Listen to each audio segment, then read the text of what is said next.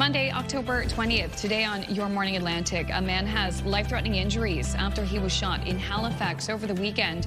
Your top news headlines just ahead. And crisis and response. We'll get the details on CARE, a new pilot program in Dartmouth offering non-emergency support for people who need help. Those details coming up a little later. Plus, it's nearly the season for Christmas at the Forum. We'll meet with one of the crafters getting ready for the iconic event in just a few weeks. All that and so much more just ahead on the Monday edition of Your Morning Atlantic.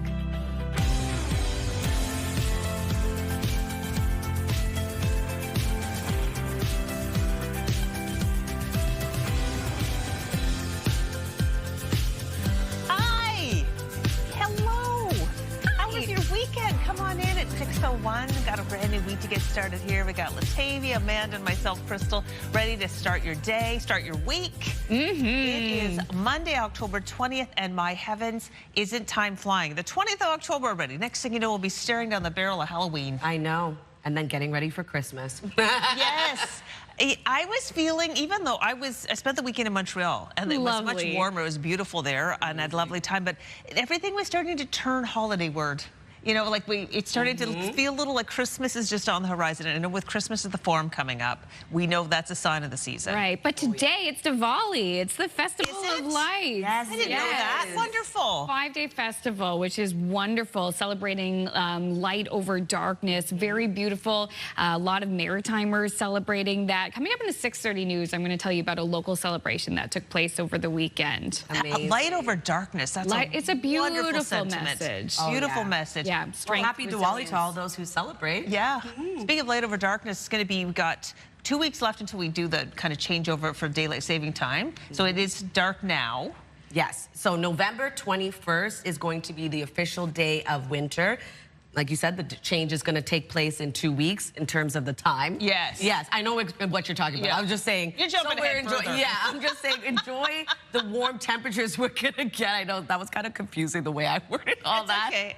But what I was trying to say is that above seasonal daytime highs are headed our way. So it's going to really warm up this week before cooling back down again. Lovely. Okay. Yeah. Okay. You got there. And see, there's the darkness. Yes, exactly. Well, before we know it, they'll be filling up this ice rink at Rotary Park. That is very true. Yeah, that's a beautiful spot, just right outside the Avenir Center. That's right. And then when those temperatures drop later in November, you'll be able to skate on it. Exactly. Absolutely, Crystal. Currently 10 degrees in your area over in Moncton. We are going to see lots of sunshine for much of Atlantic Canada today. Starting off a little bit cloudy as, you know, we start to see that daylight come to be. But as of right now, a dark start to the day and quite a lovely, warm, mild start to the day as well. So you still need some layers, but not as much, at least. 6 degrees right now in Fredericton, 10 degrees in Charlottetown and in Halifax. It's a bit cooler, though, over in Sydney with 3 degrees starting off your day. 6 currently in Labrador City, 5 degrees over in St. John's, Newfoundland. Here's a look at our satellite and radar. We do have a bit of fog early this morning for parts of the region and a cloudy start to the day. Clouds will clear for parts of Atlantic Canada, leaving sunshine. Because of that, we're still talking about the UV index as temperatures warm up. The sun will be shining throughout the day today. We are going to see the UV index track low to moderate across the Maritime region and tracking low across both Newfoundland and Labrador. Still seeing a bit of precipitation in the forecast today. In terms of the winds, starting off quite light, will be picking up into the afternoon, but as of right now, only 15 kilometers per hour for St. John, New Brunswick, 22 into Edmundston, 13 in Yarmouth. Only one wind gust at this time, getting up to 35 kilometers per hour in Edmundston. I'll have a look at your long-range forecast just ahead, but first a look at your local news headlines with Amanda. Thank you, Latavia. Time is 6:04. 2 children have died and another man and child are injured following a boating incident near Ketchimakujik National Park. RCMP say emergency crews were called Saturday just before 5 p.m. after a boater in distress on Lake Rossignol. Police say a 45-year-old man and 3 children from Fall River were located and rushed to hospital by a search and rescue helicopter. 2 of the children later died. The man and another child have non-life-threatening injuries. RCMP say the investigation is ongoing. A man has life-threatening injuries after he was shot in Halifax over the weekend. Just before 10 Sunday morning, police were called to Lower Flynn Park, a designated area for people experiencing homelessness, and found a 30-year-old man suffering from gunshot wounds. Police did not say whether the shooting happened at the encampment or if that is just where the man was found. That man has been transported to the hospital with life-threatening injuries. At this time, the investigation is in the early stages, but we do not believe it to be random. No arrests have been made at this time. Anyone with information is asked to contact police or Crime Stoppers. The Cape Breton Exhibition Grounds is receiving millions of dollars of money for upgrades. The announcement was made over the weekend. All three levels of government are spending money to support the project for a total of $3.2 million. The project will include major upgrades to roofing, electrical systems, washroom and kitchen areas, fencing, foundations, and drainage. There will also be improvements to accessibility and an increase in capacity to allow for events year-round. For the first time since 2023, the Halifax Wanderers are bringing the playoffs home. The Wanderers played their final game of the regular season Saturday. They lost 1-0 to Ottawa to finish 4th in the Canadian Premier League. Halifax will now face York United Wednesday at the Wanderers grounds in a knockout match. The winner will then move on to the semi-final qualifier. Kickoff Wednesday is 7:30 p.m. The golf season also coming to an end, and for folks in St. John, that means the return of one of the city's marquee tournaments. It takes place in the heart of Uptown, and as CTV's Avery McRae shows us, golfers were dressed to impress, all in support of a local cause. Get this one. You're gonna like what you see. The putts were rolling all over Uptown St. John Saturday, with a record 170 golfers teeing it up for the 31st Germain Street Open. What's your favorite part about this event? Oh, that's not safe for TV. It's the camaraderie. It's going to be doing fun things for a good cause. It's a great activity to do in Uptown St. John and a great cause, raising funds for large. 38 teams dressed up for the unique mini putt tournament, which sees Uptown businesses and even some homes set up challenging holes for players. Just like regular golf, the goal is to secure the lowest team score to claim the Open title. I would say my favorite part's the costumes for sure. It's always interesting to see what people dress up as. And secondly, it would be just the atmosphere.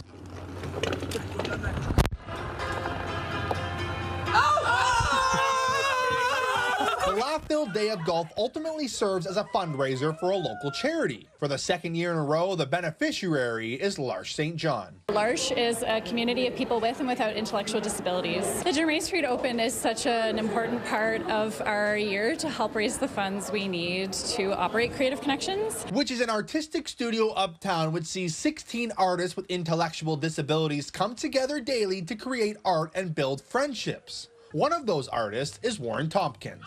It lets me express my creativity through art and animation and be with friends and basically participate in the community a bit. Whether the putts were good or bad, a record turnout will ensure Tompkins and other budding artists will have a place to work on their stroke. Avery McRae, CTV News, St. John. Thank you so much, Avery, and the shots that he captured on camera, too. I love that. I really want to participate in that next time. Germain Street Open. And I mean, Germain Street in Uptown St. John is a beautiful place to go. I mean, Uptown St. John has the most gorgeous historic buildings, but there's so many great, like, little pubs and places to stop there, too. I love St. John. Like, I love St. John, and another reason to love it. I know. I even have a there. costume. I'm definitely going next time. Anyway, you can go anytime, but if you win our contest, this is our last week for it. $20,000 to spend in Uptown St. John. They'd love that. Yeah, oh yeah. Yeah, they would. So here's how you win today. The word today, code word of the day, it's reward. That's the word today, reward. So all you have to do is go to our contest page. It's on our website. Top right-hand part of the website, you'll see the contest. Click on that, or there's going to be a QR code on your screen. There it is. You can just go right to that, take you to the spot. Put the word in reward. That is your chance to win today. And we're going to have another chance for you to win tomorrow, another code word. The contest wraps up on Friday, so get those entries in, and good luck to you. Good luck to you. Yeah, you can go all around uptown St. John with that money. Have a great time. All right, still ahead, Latavia's going to have our first full look at the forecast for this Monday morning. And after the break, too, I'll have all your national and international headlines. Jays fans tired, but so happy this morning. And it is a quiet morning. The sun just starting to rise in Kitty Vitty, Newfoundland. Latavia's full forecast on this Monday coming up.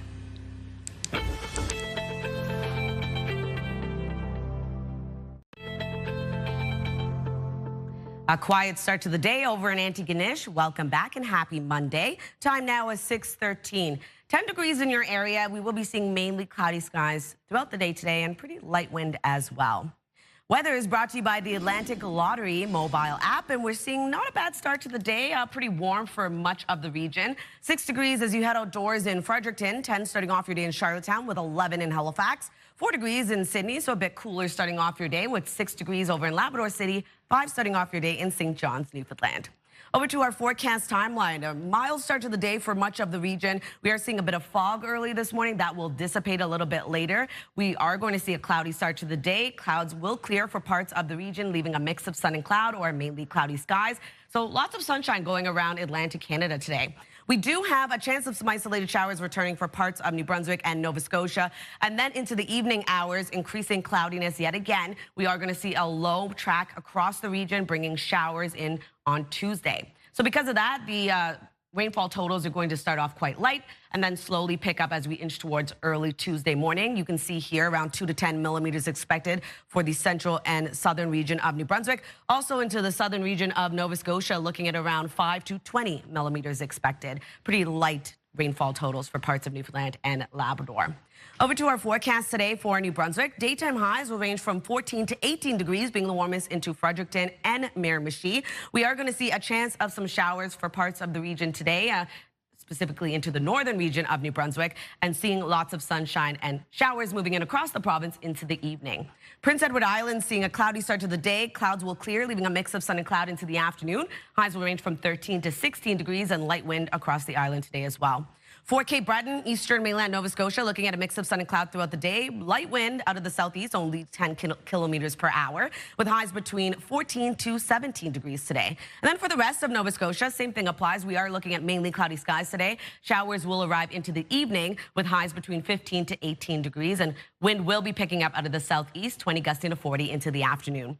For Newfoundland and Labrador, looking at sunshine today. We do have showers arriving into the evening. A high of 14 degrees over in Labrador City with 8 degrees into St. John's, Newfoundland. Looking at periods of drizzle early in the morning. That will clear, leaving mainly cloudy skies into the afternoon.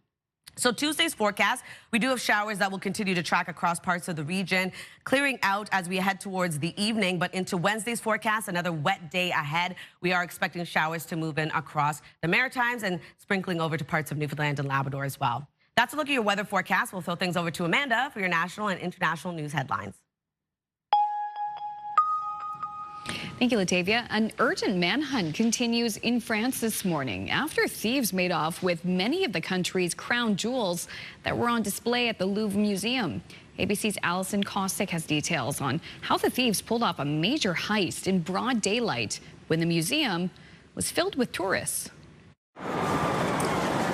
Heist completed in just minutes. Officials say at 9:30 a.m. local time, 4 men disguised as construction workers used this mechanical ladder to access the second-floor balcony of the Louvre. CCTV capturing 2 of the thieves using power tools to cut into the Apollo Gallery, where French Emperor Napoleon III's crown jewels were on display. Officials say the masked men moved efficiently, using small chainsaws to open display cases. The suspects allegedly threatening security guards, who then evacuated the museum.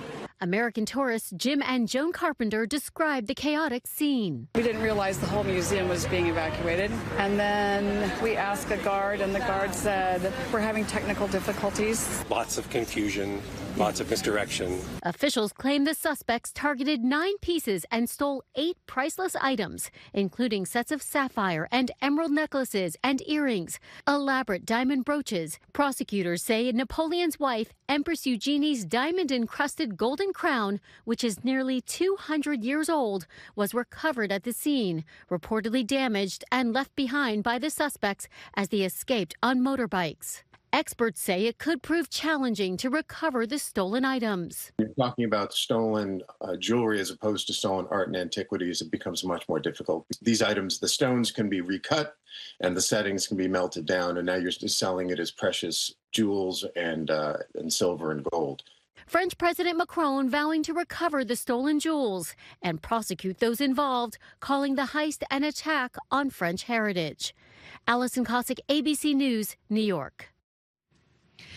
The Bank of Canada is set to release two big reports today, its Business Outlook Survey and the latest consumer expectations numbers. This comes after the central bank cut its key interest rate by 1/4 point last month, bringing it down to 2.5%.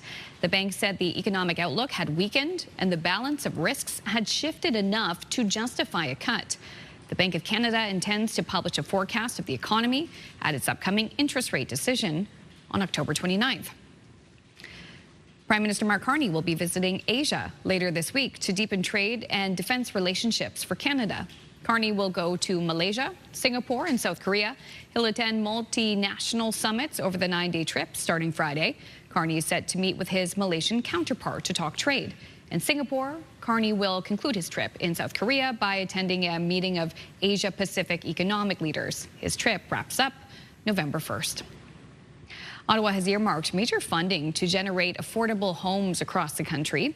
In PEI, millions are being spent on upgrades. CTV's Maria Saru has more on who will benefit from that funding.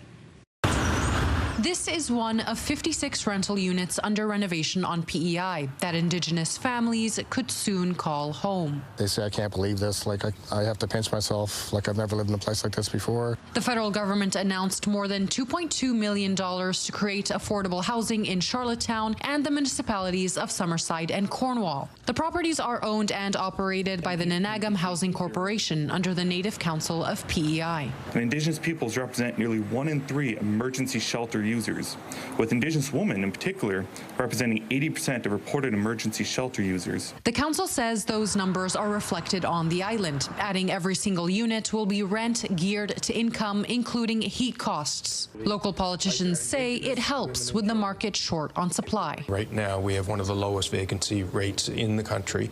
That's particularly acute for the more vulnerable. The money is coming through the Canada Mortgage and Housing Corporation's Affordable Housing Fund. It's a $16.1 billion national program by the CMHC that provides low interest or forgivable loans, prioritizing projects benefiting people who need them most. The federal government's goal is to double the pace of home building through projects like this one, and the CMHC expects the 2025 budget, set to be tabled next month, will come with more measures to lower costs for builders. Maria Saru, CTV News, Charlottetown. Thank you, Maria. Finally, the Blue Jays have forced a Game 7 against the Seattle Mariners tonight in Toronto. This after last night the Jays won in dramatic fashion.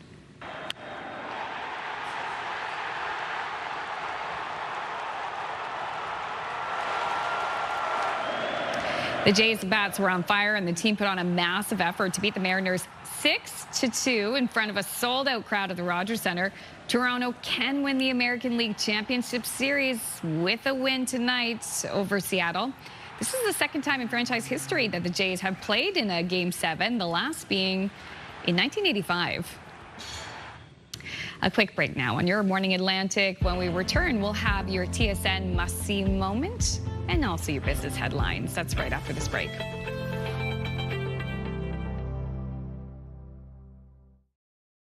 Move Mornings with Aaron and Peter. Weekday mornings on Move 100. The most fun in the morning. And home of the $1,000 minute. Only on Move 100 Halifax.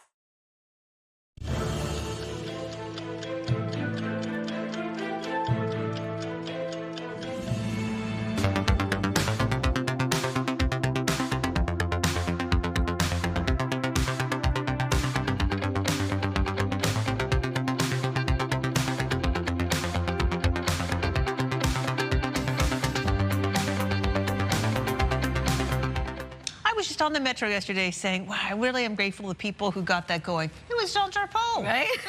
There you go. They read your mind. Great job. People just love that thing, and it's so useful. All right, time now to check in with our friends at TSN Sports Center for today's must-see moment. Hi, everyone. Mark Rowe inside the Sports Center newsroom with your must-see moment from Monday. And for it, we're going to head to Buffalo. Sabres taking on the Avs. Martin Necas drops it off to Nathan MacKinnon, and check out the one-touch dangle before putting the backhand past Alex Lyon. An unreal move by MacKinnon to get around Ryan McLeod, and a great finish as well. He had 2 goals in the game, and that one is your must-see moment for Monday. Tonight on TSN, you can catch the Canadian men's soccer team in an international friendly against Colombia, with coverage getting underway at 7:30 Eastern, 4:30 Pacific on TSN 1 and 4. That's all from the Sports Center newsroom. Have a great day.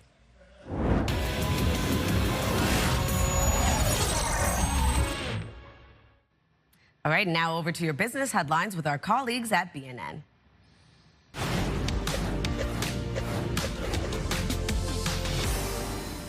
Scotiabank hasn't shared how many people it's laying off, but jobs are being lost across its banking unit. The head of the bank's Canadian operation says today marks an inflection point in the company's quest to build a better, more profitable bank. 2 years ago, the bank cut 3% of its global workforce before embarking on a restructuring plan. Here are the closing numbers for the day. The Canadian dollar is up to 71.36. West Texas Intermediate crude is up to 57.15.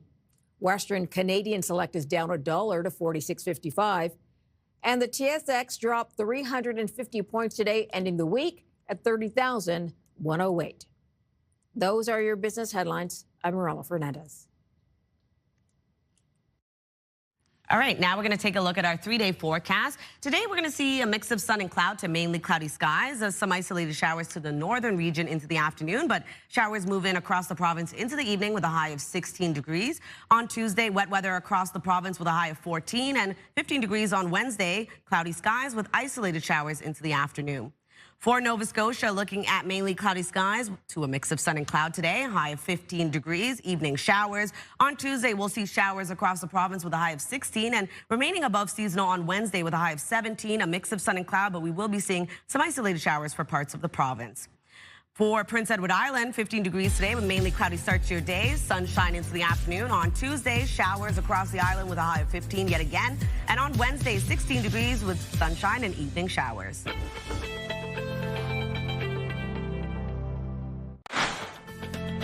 Coming up this half hour, it's time for the Move Morning Chat. We're asking, who was your childhood celebrity crush? Think about it. Let us know. That conversation just ahead.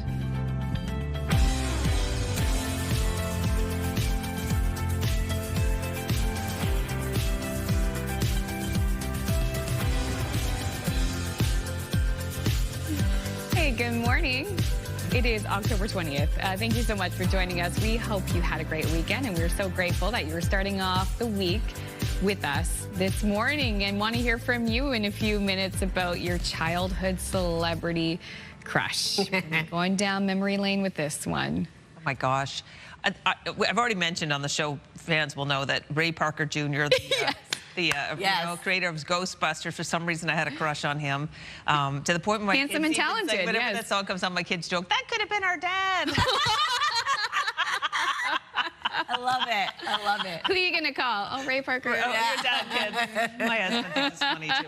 But I do remember when I was a kid as well, having a crush on Kurt Cameron. I think he was from the show Growing Pains. It's a little bit before your time. But he was, the boy from my school kind of looked like him. And I remember one time I was working at the corn stand. My job was to, like, put butter on the hot buttered corn and, like, give it to you on a stick for 75 cents. And his family came to buy corn that day. I dropped the corn on the ground. I couldn't believe it.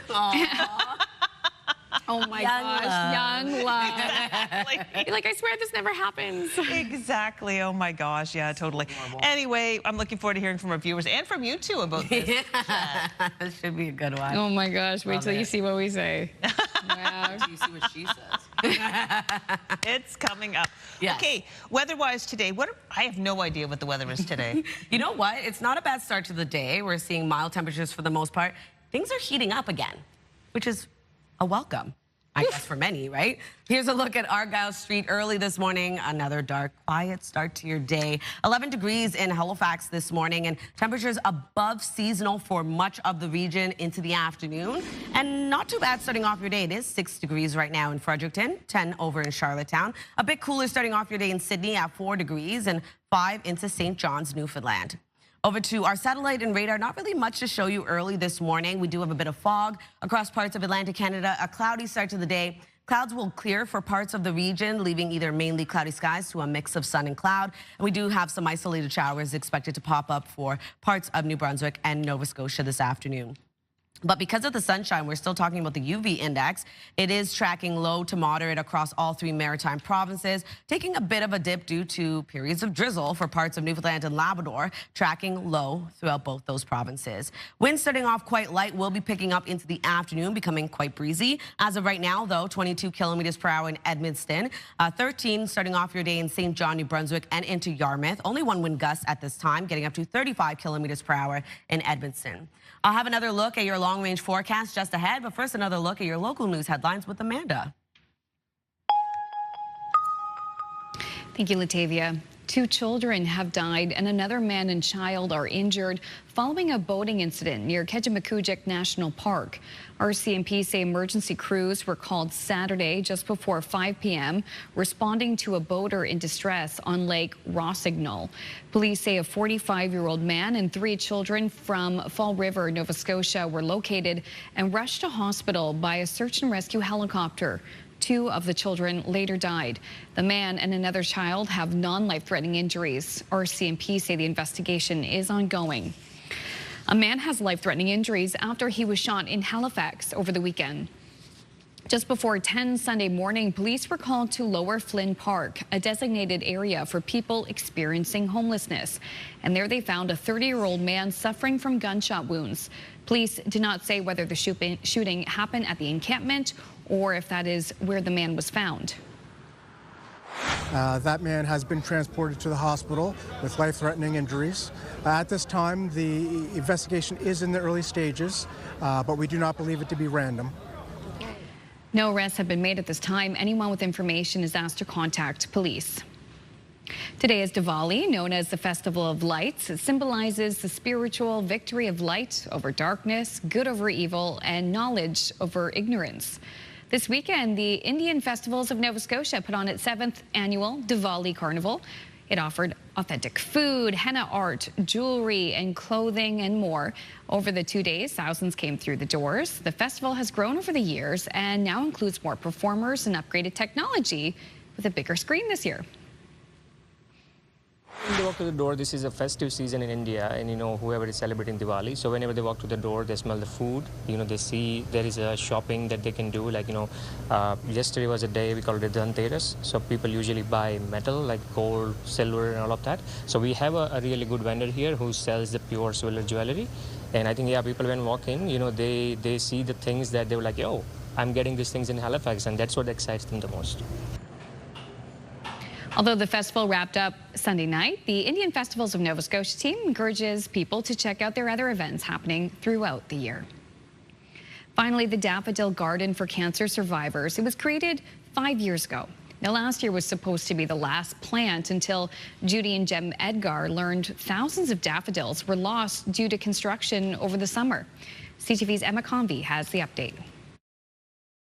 2 years ago, Jean Oncoin planted daffodils at this garden to support his friend and colleague Rachel during her cancer battle. This year, he plants in her memory. We thought this would be a neat way to come down here at Alderney Gate, plant some daffodils in support of her, but also for those that do have a friend or a family member that have been currently diagnosed with cancer. The Daffodil Garden for Cancer Survivors was founded 5 years ago by Jim and Judy Edgar. As cancer survivors themselves, they wanted to create a space in nature where people could gather to share their stories or just sit and reflect. Let them know that it's not just people that have lost their lives, but there are literally hundreds, if not thousands, of people in the area that have survived cancer diagnosis. Over the years, they've planted 40,000 bulbs here. It's a big task. And with the two volunteering for other community groups as well, 2024 was supposed to be their last year. When we said that, we didn't realize all the construction work that was going to be happening in front of the garden this summer. We lost thousands of bulbs, and people started reaching out to us and saying, what are we going to do? After advocating for the garden and reaching out to the mayor, the construction company donated 1,000 bulbs to make up for the losses. And Vessie's Garden Store matched the donation, giving community members another chance to plant for their loved ones. For my wife. Members of our family who we've lost to cancer, members of our family who have survived cancer. So this is, in some ways, our ability to pay tribute. I plan to bring my friend here after she's finished her therapy so she can see the daffodils that I planted for her. Beautiful, beautiful, beautiful. And it reminds you not only of the beauty of spring, but of the beauty of people who are living or struggling with these diseases. Now, this is the last official year Judy and Jim will be organizing this planting, but they would love to see someone else continue their passion project. Emma Convey, CTV News, Dartmouth. Thank you so much, Emma, and a great call out too. So perhaps if there is someone interested in taking up that organization and that mantle to continue those, the planting of those flowers, that would be wonderful.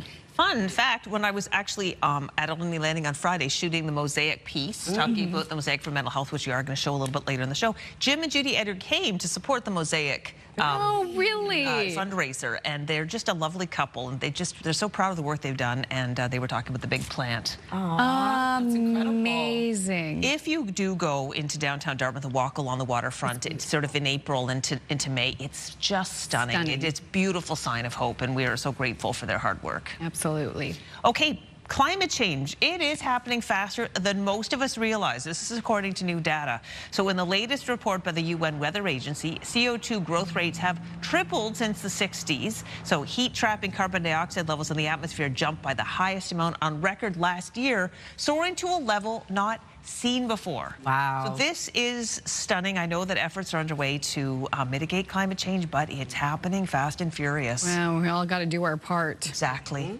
Okay. Still ahead on the show, we're going to have your entertainment headlines on this Monday morning. And speaking of entertainment, we're going to let you know our childhood celebrity crushes. I can't wait to hear about it. Ooh, who has hard eyes for this guy? We're going to tell you when we return. Don't judge us too harshly.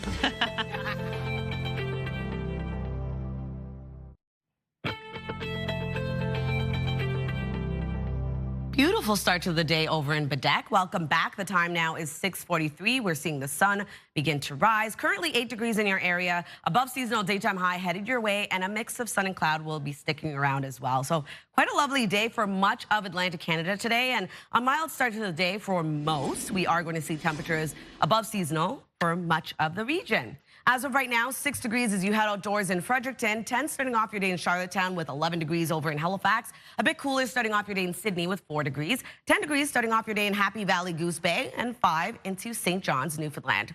Over to our forecast timeline. Not really much to show you early this morning. We are going to see a bit of fog patches that will dissipate a little bit later. A cloudy start to the day for much of Atlantic Canada, but we are going to see some clouds clear out, leaving either mainly cloudy skies to a mix of sun and cloud. You can see lots of sunshine expected across much of the region. We do have a chance of some spotty showers for the northern region of New Brunswick, parts of eastern Nova Scotia. It's around a 30% chance of it happening.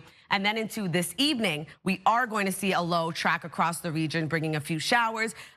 Quite light in its activity for the most part, but we will be seeing some totals pick up into early Tuesday morning. So you can see here for central and southern New Brunswick, looking at around 2 to 10 millimeters of precipitation and around 2 to 20 for parts of southern Nova Scotia. And not really seeing much over here for Labrador, but for Newfoundland, light amounts of precipitation expected as well.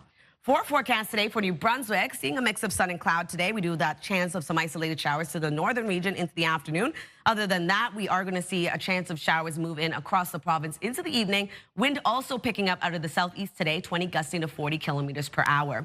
Prince Edward Islands looking at highs between 13 to 16 degrees today, being the warmest into Summerside and Charlottetown. A cloudy start to the day, but we will be seeing clouds clear, leaving a mix of sun and cloud into the afternoon. Pretty light wind out of the southeast as well, 20 kilometers per hour.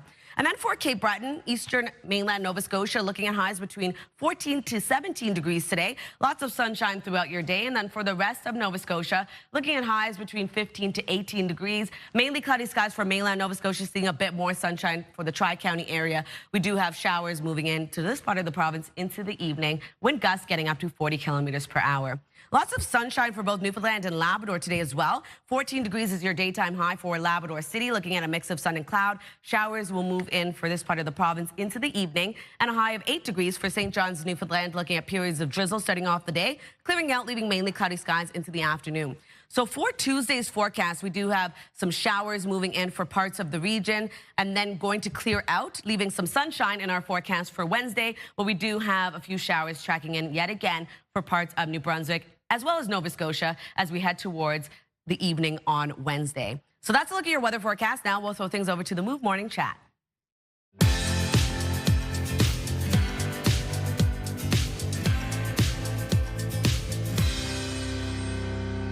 Good morning. It is the Move Morning Chat with our friends Aaron and Peter in radio. This morning we were talking about who was your childhood celebrity crush. Oh my gosh, I can't wait to dish. Well, honestly, we've been chatting about Sullivan's Crossing, okay? I was talking to the Move family saying I'm just catching up on Sullivan's Crossing, and I just cannot get it through my head that Chad Michael Murray spends a lot of his year living in Halifax, filming Sullivan's Crossing in Halifax. 10-year-old me would have been just freaking out knowing that I could walk down the street by him at any point. I loved Chad Michael Murray as a kid. I mean, I still do. But as a kid, I had the biggest crush on him, the big posters, you know, next to my bed in my bedroom. I had the full thing. So Chad Michael Murray, I mean, I still love him, but I can't believe my childhood celebrity crush is living in the same city as I am. Aaron, serious question here. I mean, what are you going to do when that day comes when you're walking down the street in Halifax and you run into Chad Michael Murray? I won't have the words. I will not have the words. Okay, here, my childhood celebrity crush. Okay, we go back a little bit further for this one. I admittedly, I loved Farrah Fawcett so much in Charlie's Angels. Oh my goodness, could not get enough of Farrah Fawcett. I had the poster literally on my wall. I had the T-shirt that I wore. I had the school notebooks with the same poster on my school notebook. Until one day, someone got very upset with me and ripped the cover off my school notebook. And Susan Cochran, if you're watching, I have not forgiven you. I have not forgiven you. Oh my gosh. Oh wow. Oh, you poor thing, Peter. We know what to get you for Christmas now. Yes. Before we share a childhood crush, you, Latavia, actually ran into Chad Michael Murray. I did. The first year they were filming Sullivan's Crossing, I was walking on the waterfront with Kyle and my mom, and I look over and I see this crowd of girls around him, and I was like, oh my God, babe, it's Chad Michael Murray. Obviously, I had a crush on him too. He's like, go up to him. I was so shy. Tell me how, like, a month later, I ended up interviewing him on the show. Wow. Yeah. Full circle moment. All right, my childhood celebrity crush, going back to the early 90s, thinking about Home Improvement. It is, oh my gosh, now I'm having a Tim Allen? No, not Tim Allen, not the Santa Claus. Oh my gosh. He had three Jonathan names. Taylor Thomas. Yep. There we go. There you go. It was Jonathan Taylor Thomas. Why did I forget that name? And then as I got older, when it came to all the posters, it was Orlando Bloom. Oh. Legolas from Lord of the Rings. Big fan. And I'm so embarrassed when I think about it because I used to babysit this young boy. They had a computer. I didn't know about search engine history. And I would like Google images of Orlando Bloom, so the poor mom would probably come home and see that I spent so much time looking at pictures of Orlando Bloom. Oh my gosh. Latavia. Okay, well, thinking back, it kind of makes me feel like I had a crush on everyone because we had all those posters on our walls, but a big one for me, AJ McLean from Backstreet Boys, obviously. Still love him today, so. And you've interviewed him too? I've interviewed him as well. I wish I could have jumped through that screen. Like, I love you for life. We are bonded. Oh my gosh. Well, this is a lot of fun. And we want to hear from our viewers too. Who was your childhood celebrity crush? Did you have a journal with their photo on it? Or maybe even a picture that you wore on your t-shirt? We want to know. You can send us a text at 10400. We'll share your answers later on in the show. the #1 morning show in Halifax. Turk, Megan, and Amateur Alex. And home to the biggest artists. Halifax's #1 hit music station. 101.3 Virgin Radio.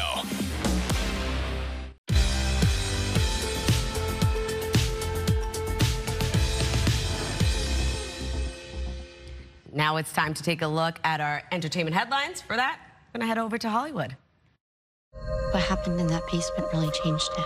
With less than 2 weeks until Halloween, moviegoers seem to be looking for something scary. Universal's horror sequel, Black Phone 2, earned an estimated $26 million at the domestic box office in its opening weekend to earn the top spot. So much talk of AI and big tech today.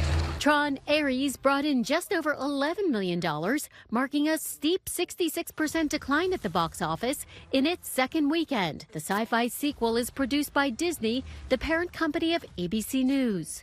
I'm an angel. I'm here to save you. What? R-rated comedy Good Fortune opened in third place in its opening weekend with just $6.2 million. Some of Hollywood's biggest names turned out for the 5th Annual Academy Museum of Motion Pictures Gala. The star-studded event serves as a fundraiser for the museum, as well as the unofficial kickoff to Hollywood's award season. Among this year's honorees, Penelope Cruz received the Icon Award, comedian Bowen Yang the Vantage Award, and Academy Award-winning musician Bruce Springsteen accepted the inaugural Legacy Award. Angelina Jolie walked the red carpet at the Rome Film Festival over the weekend to present her new movie, Couture. The film, set against the seemingly light backdrop of Paris Fashion Week, follows the complex stories of 3 women from very different backgrounds. That's what's happening in Hollywood. Allison Cossack, ABC News, New York. Happening now in local news, a heartbreaking story out of Nova Scotia. 2 children have died and another man and child are hurt following a boating incident near West Caledonia over the weekend. Plus, a man in Halifax has life-threatening gunshot wounds. Police are investigating that case. And also in local news and around the world, it is Diwali. Known as the Festival of Lights, it is one of Hinduism's most significant and widely observed festivals. We will share local celebrations coming up in your local news headlines. But first, it is a look at the 3-day forecast with Latavia. Thanks, Amanda. For New Brunswick, looking at lots of sunshine across the province today. We do have a chance of some isolated showers into the northern region this afternoon. Other than that, though, we are going to see a low move in across the province into the evening with showers. A high of 16 degrees today. On Tuesday, a high of 14. Wet weather continues across the province. On Wednesday, looking at a cloudy start to the day with some isolated showers and a high of 15. Nova Scotia will be seeing an above seasonal daytime high today of 15 degrees, a bit of sunshine and also mainly cloudy skies, evening showers. On Tuesday, a high of 16 and wet weather across the province. On Wednesday, looking at a mix of sun and cloud for parts of the province, also seeing some isolated showers. For Prince Edward Island, a high of 15 degrees today, sunshine into the afternoon. On Tuesday, showers across the island, and on Wednesday, a high of 16 with a mix of sun and cloud and evening showers.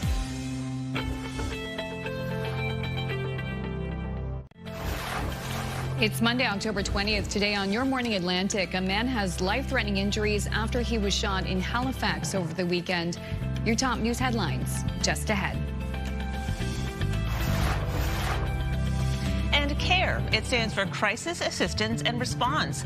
It's a new pilot program in Dartmouth offering non-emergency support for people who need help. The details coming up this half hour on Your Morning Atlantic.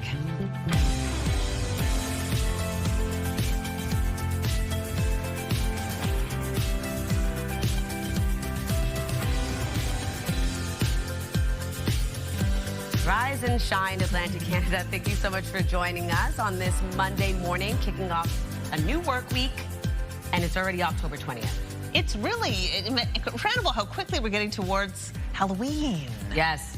I've heard candy prices are high. Yeah. I was like, it's a lot of money. It's a lot of money. It is a lot of money. We like to buy that stuff in advance so we're ready to go when the trick-or-treaters come, and I always I wish I'd be good and not open up the chocolate, but this time I'm really not opening up the chocolate because I'm thinking I don't want to replace this. That's expensive. Right, pricey. It is pricey. And it's all the shrinkflation too. You know, the box that used to have 45 in it now has 30. And even chip bags, like they used to be full, now it's like half the bag. You're like, you open it up and it's like, where's the chip? Yeah, it's just all hair. Good thing kids are so young now, they don't know. They don't know the difference. Very true. I know.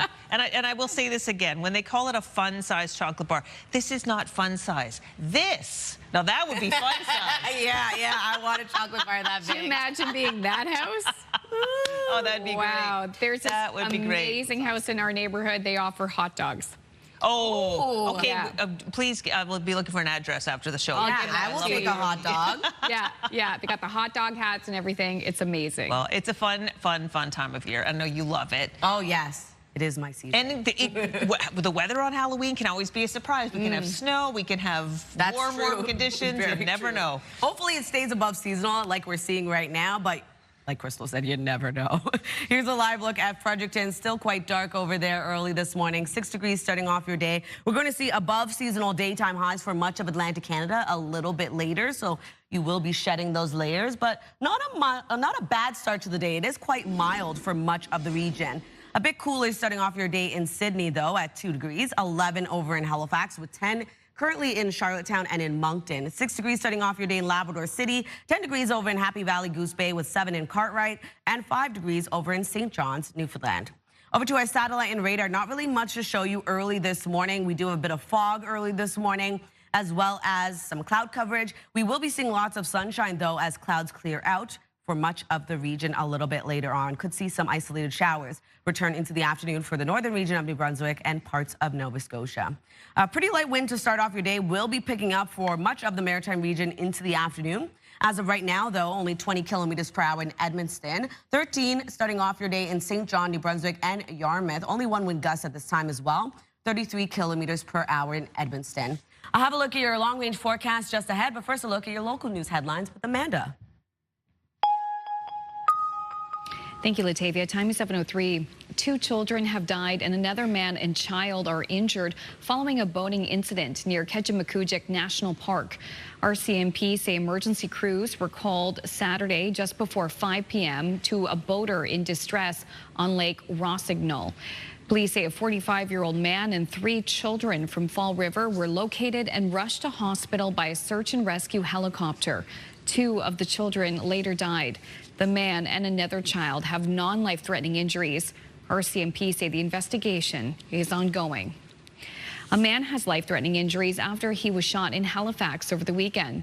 Just before 10 Sunday morning, police were called to Lower Flynn Park, a designated area for people experiencing homelessness, and found a 30-year-old man suffering from gunshot wounds. Police did not say whether the shooting happened at the encampment or if that is where the man was found.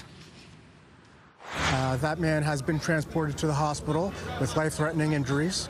At this time, the investigation is in the early stages, but we do not believe it to be random. No arrests have been made at this time. Anyone with information is asked to contact police or Crime Stoppers.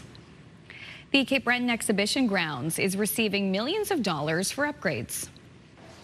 The announcement was made over the weekend. All 3 levels of government are spending money to support the project for a total of $3.2 million. The project will include major upgrades to roofing, electrical systems, washroom, kitchen areas, fencing, foundations, and drainage. There will also be improvements to accessibility and an increase in capacity to allow for events year-round.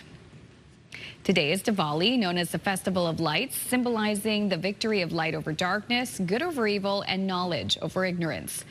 Over the weekend, the Indian Festivals of Nova Scotia put on its 7th annual Diwali Carnival, offering food, henna art, jewelry, clothing, and more. Over the 2 days, thousands came through their doors. The festival's grown over the years and now includes more performers and upgraded tech. When they walk to the door, this is a festive season in India, and whoever is celebrating Diwali, so whenever they walk to the door, they smell the food, they see there is a shopping that they can do, like yesterday was a day we called it Dhanteras, so people usually buy metal like gold, silver, and all of that. So we have a really good vendor here who sells the pure silver jewelry, and I think people when walk in, they see the things that they were like, yo, I'm getting these things in Halifax, and that's what excites them the most. Although the festival wrapped up on Sunday night, the Indian Festivals of Nova Scotia team is encouraging people to check out their other events happening throughout the year. One family in St. Martin's, New Brunswick has turned their passion for Halloween into something the entire greater community can enjoy. And as CTV's Avery McRae shows us, there's no shortage of spooks and scares at the haunted Chapel Flats. Oh, Jesus. 3 years ago, Chelsea Taylor and her husband had an idea.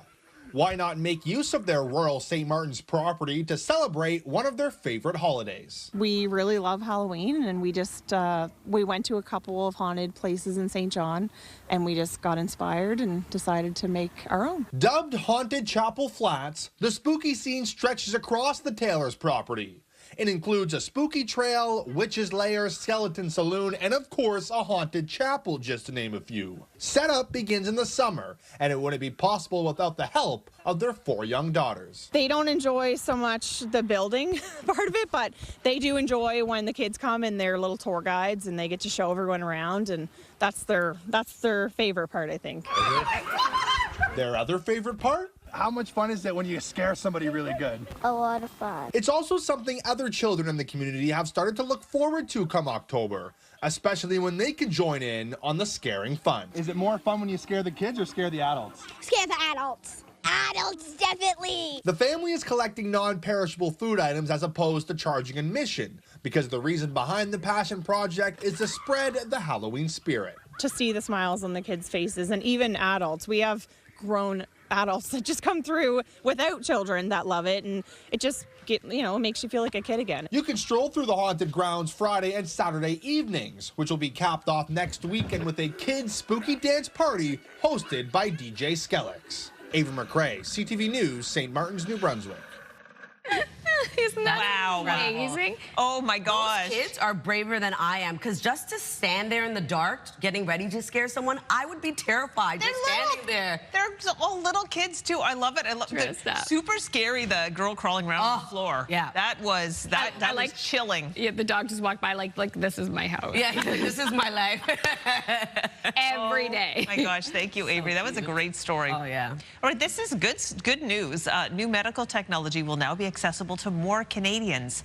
It's a device that allows doctors to see inside the brain's blood vessels in high resolution and in real time. It's called the e-vena microangioscope, and it's been used so far in 40 procedures. It's very, very new.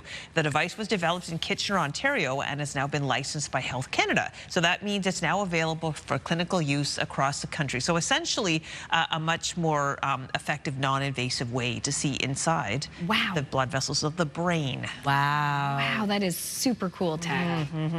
Wow. All right, still ahead. You won't have to look far for the full forecast. Latavia has those details coming up on this Monday morning. Also coming up this half hour, crisis assistance and response. It's also known as CARE. We're going to learn more about a new pilot program offering non-emergency mental health support for people in the Dartmouth area. Stay with us. Your Morning Atlantic will be right back, and I'll have your national news headlines.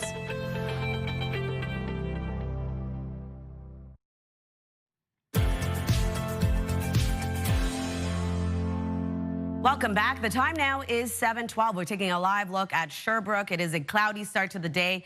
Currently 9 degrees in your area, so temperature is already beginning to warm up. Weather is brought to you by the Atlantic Lottery mobile app, and we're going to see a mild start to the day. Temperatures above seasonal into the afternoon for much of Atlantic Canada. As of right now, 6 degrees as you head outdoors in Fredericton, 10 starting off your day in Charlottetown with 11 in Halifax, 3 degrees in Sydney, 7 early this morning in Labrador City, and 5 degrees over in St. John's. Over to our forecast timeline, a bit of fog patches early this morning and a cloudy start to the day for most. We are going to see some clouds clear out, fog dissipate, leaving some sunshine across much of the region, looking at either mainly cloudy skies to a mix of sun and cloud. We do have a chance of some isolated showers returning for the northern region of New Brunswick, as well as into mainland Nova Scotia, but that is just a very low chance of it happening, around 30% chance. And then into the evening and overnight hours, increasing cloudiness yet again, and we are going to see a low track across the region, bringing showers into Tuesday's forecast. Because of this, we do have some rainfall totals into early Tuesday morning. We will be seeing around 2 to 10 millimeters for parts of Nova Scotia, for New Brunswick rather, and then for Nova Scotia looking at around 2 to 20 millimeters, the heaviest being in Lunenburg. For Labrador, looking at nothing really for precipitation totals and pretty light expected for parts of Newfoundland. Over to our forecast today for New Brunswick, seeing sunshine today, and we do have a chance of showers into the afternoon for the northern region, and then seeing showers move across the province into the evening. Highs will range from 14 to 18 degrees today, actually 19 being the warmest into Miramichi, and we are going to see wind gusts get up to 40 kilometers per hour. Highs today for Prince Edward Island, 13 to 16 degrees. Looking at a cloudy start to the day, we will be seeing clouds clear into the afternoon, leaving a mix of sun and cloud and light wind expected across the province. For Cape Breton, eastern Nova Scotia, looking at highs between 14 to 17 degrees, a mix of sun and cloud throughout your day. And then for the rest of Nova Scotia, we will be seeing highs range from 15 to 19 degrees. Mainly cloudy skies for mainland Nova Scotia, seeing a bit more sunshine for the Tri-County area. Showers arrive for this part of the province into the evening. Wind gusts getting up to 40. For Labrador, a high of 14 degrees in Labrador City today, seeing sunshine. We do have showers arriving into the evening. And for St. John's, Newfoundland, looking at a high of 8 degrees. We are starting off the day with periods of drizzle. That will clear, leaving mainly cloudy skies. Tuesday's forecast, we do have a few showers that will pop up across parts of Atlantic Canada, and then starting to clear out as we head towards Wednesday. Starting off Wednesday, lots of sunshine, but we do have showers arriving yet again into the late afternoon, carrying into the evening across the Maritime region. That's a look at your weather forecast. We'll throw things over to Amanda for your national and international news headlines. Thank you, Latavia. An urgent manhunt continues in France this morning after thieves made off with many of the country's crown jewels that were on display at the Louvre Museum. ABC's Alison Kosick has details on how the thieves pulled off a major heist in broad daylight when the museum was filled with tourists. Heist completed in just minutes. Officials say at 9:30 a.m. local time, 4 men disguised as construction workers used this mechanical ladder to access the second-floor balcony of the Louvre. CCTV capturing 2 of the thieves using power tools to cut into the Apollo Gallery, where French Emperor Napoleon III's crown jewels were on display. Officials say the masked men moved efficiently, using small chainsaws to open display cases. The suspects allegedly threatening security guards, who then evacuated the museum. American tourists Jim and Joan Carpenter described the chaotic scene. We didn't realize the whole museum was being evacuated. And then we asked a guard, and the guard said, we're having technical difficulties. Lots of confusion, lots of misdirection. Officials claim the suspects targeted 9 pieces and stole 8 priceless items, including sets of sapphire and emerald necklaces and earrings, elaborate diamond brooches. Prosecutors say Napoleon's wife, Empress Eugenie's diamond-encrusted golden crown, which is nearly 200 years old, was recovered at the scene, reportedly damaged and left behind by the suspects as they escaped on motorbikes. Experts say it could prove challenging to recover the stolen items. You're talking about stolen jewelry as opposed to stolen art and antiquities. It becomes much more difficult. These items, the stones can be recut and the settings can be melted down, and now you're just selling it as precious jewels and silver and gold. French President Macron vowing to recover the stolen jewels and prosecute those involved, calling the heist an attack on French heritage. Alison Kosick, ABC News, New York. Prime Minister Mark Carney will be visiting Asia later this week to deepen trade and defense relationships for Canada. Carney will go to Malaysia, Singapore, and South Korea. He'll attend multinational summits over the 9-day trip starting Friday. Carney is set to meet with his Malaysian counterpart to talk trade. Carney will conclude his trip in South Korea by attending a meeting of Asia-Pacific economic leaders. His trip wraps up November 1st. The Blue Jays have forced a Game 7 against the Seattle Mariners tonight in Toronto. This after the Jays won in dramatic fashion last night.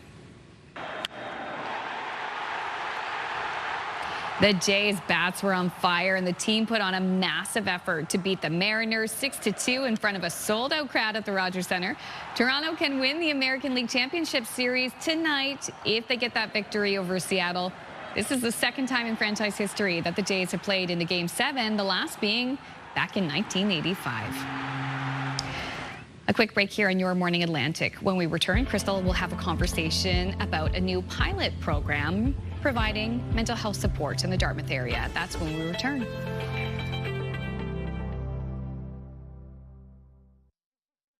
Move Mornings with Aaron and Peter. Weekday mornings on Move 100. The most fun in the morning. And home of the $1,000 minute.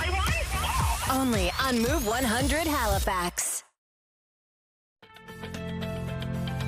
Here's your reminder. We're giving away $20,000. This is your last week to enter. Today's code word is reward. So enter reward along with your information for a chance to win Your Morning Atlantic's $20,000. You can scan that QR code on your screen. Head to ctvatlantic.ca.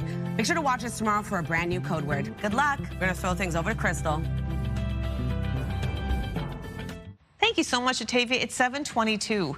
Now, a new pilot program has launched to strengthen mental health support in Dartmouth and Cole Harbour. It's called CARE Crisis Assistance and Response, and it's designed to provide in-person support to people experiencing non-emergency and non-violent crises related to mental health and substance use.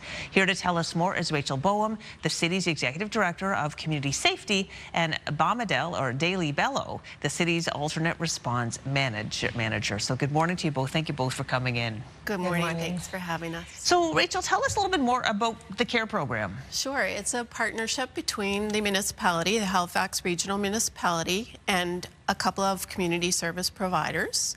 So 211 Nova Scotia is the front door to CARE, and their community navigators receive the calls, determine if they are appropriate for CARE, and determine urgency or priority, and then dispatch the team. Souls Harbor is our partner to deliver the in-person mobile support. So they have a vehicle and they send a team out to deal with the non-violent or others calls of distress or social need.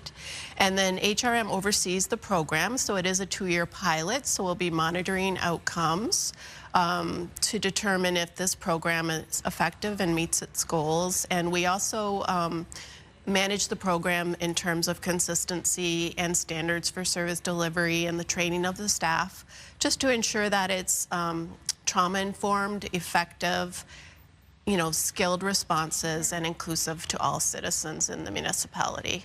All right, now, Daly, this program is really new, just launched earlier this month. How has the response been so far? I'll say the response has been good. The week of the launch, we had four calls, and including one from a community-based organization that had needed support for one of their clients. So overall, I would say it's been good. It's a service that is needed, and it was, when we launched, it was welcomed with open arms. Yes, I know there's a tremendous need for CARE. How is the CARE program a little different than what's already available out there? Maybe you could speak to that, Rachel. Sure. So, there's been a lot of public discourse around matching people's needs appropriately to the right sort of care, the right time and the right place. So right before CARE existed, there were a couple of options: mental health mobile crisis team and 911 for emergency support. So this is meant to kind of bridge a gap of those really not acute mental health crises. Also, people in distress, maybe having a relationship problem, maybe having gone through something really traumatic and just needing a little support to get through that crisis.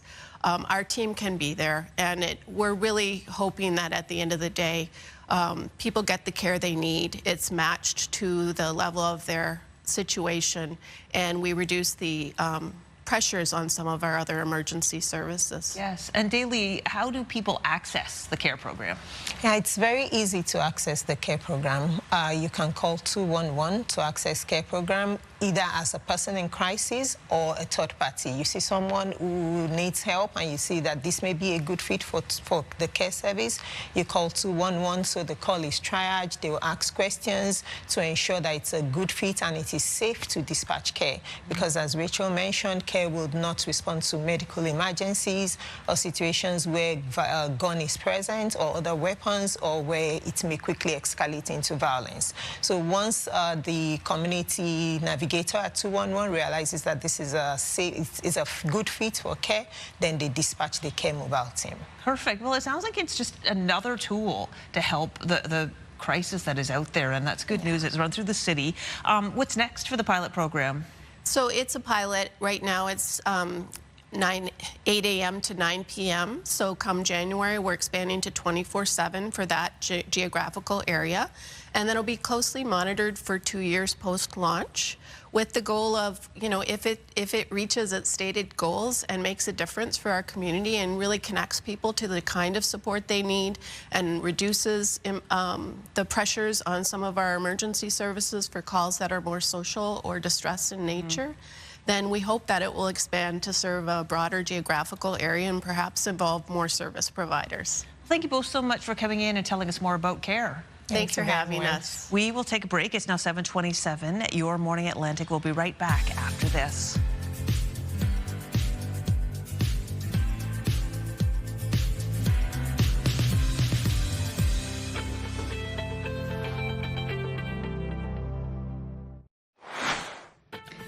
Coming up in this half hour, you know we're getting close to Christmas when we start to see Woody the talking Christmas tree. Oh, yay! One of the vendors offering some sweet treats, Christmas at the Forum. We'll have details on the ever-popular shopping event that will be here before you know it. That's coming up this half hour on Your Morning Atlantic.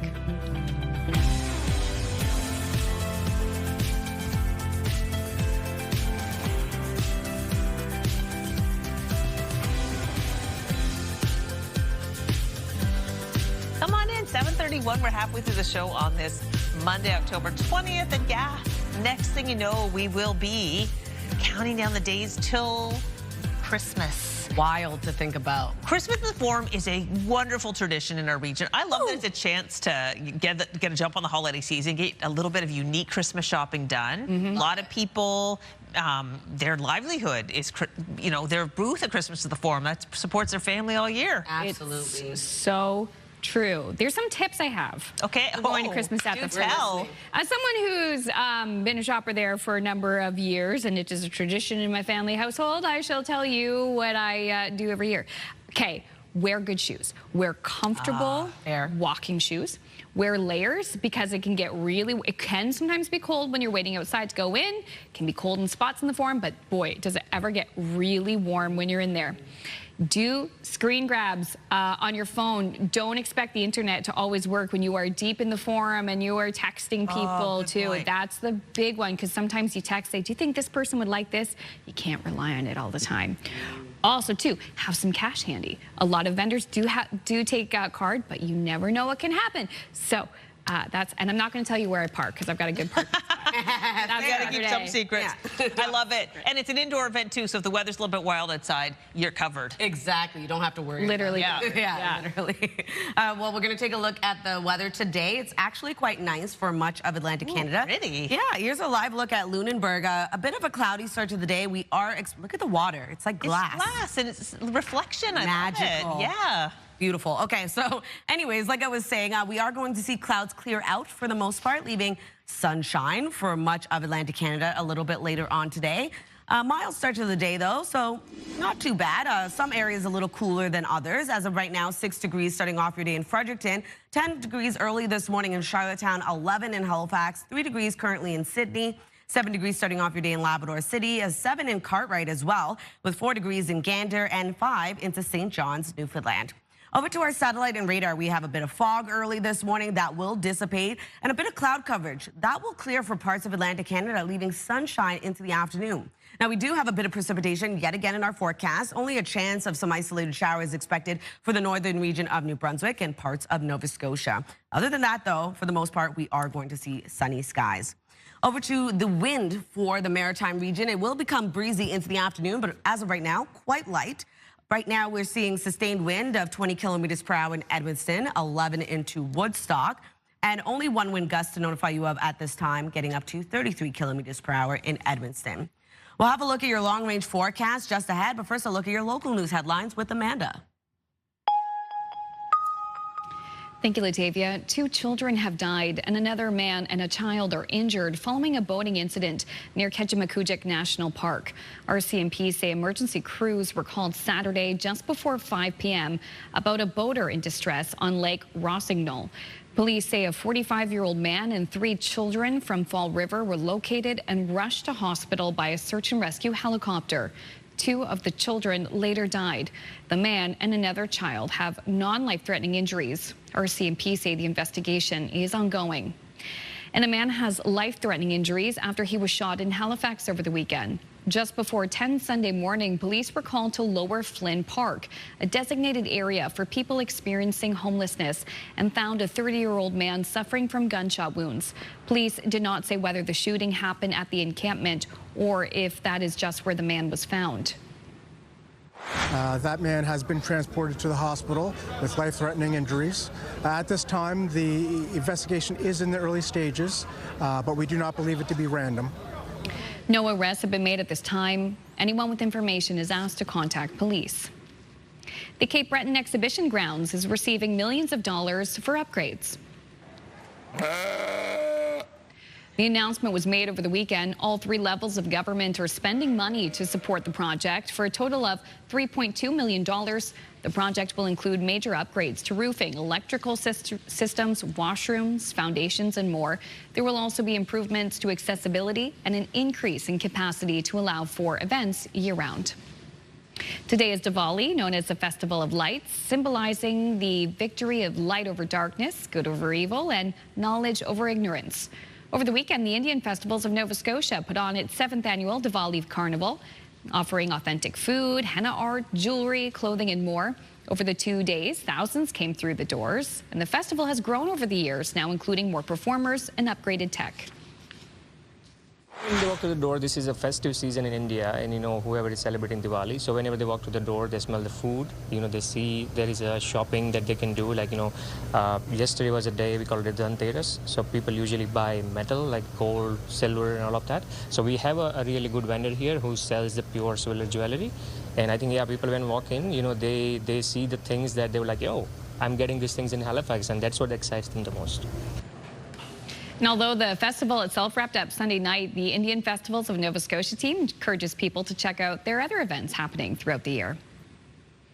For the first time since 2023, the Halifax Wanderers are bringing the playoffs home.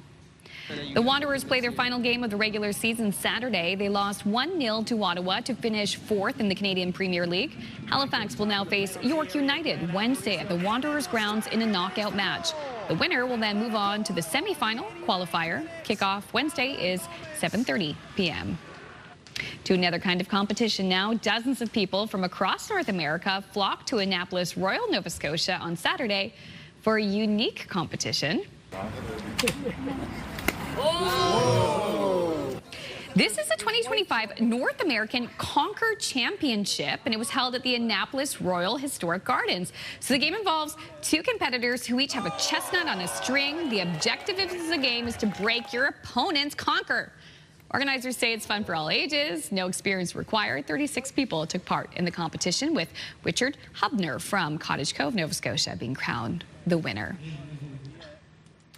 Oh my gosh, that's fun. Yeah, like a schoolyard game kind of thing. Oh, wow. I know, it was a big competition, too. Oh my gosh, you could roast the chestnuts after and have a delicious snack. Oh, yeah, you could. You could. All right, this is a story you oughter like on this Monday, okay? Yeah, it's otter themed. Otter themed. A vintage T-shirt with otters on it. Oh my gosh, I know what this is. Was recently worn by Taylor Swift during her Life of a Showgirl album release movie. So once fans spotted the shirt, they started messaging the Monterey Bay Aquarium to buy one.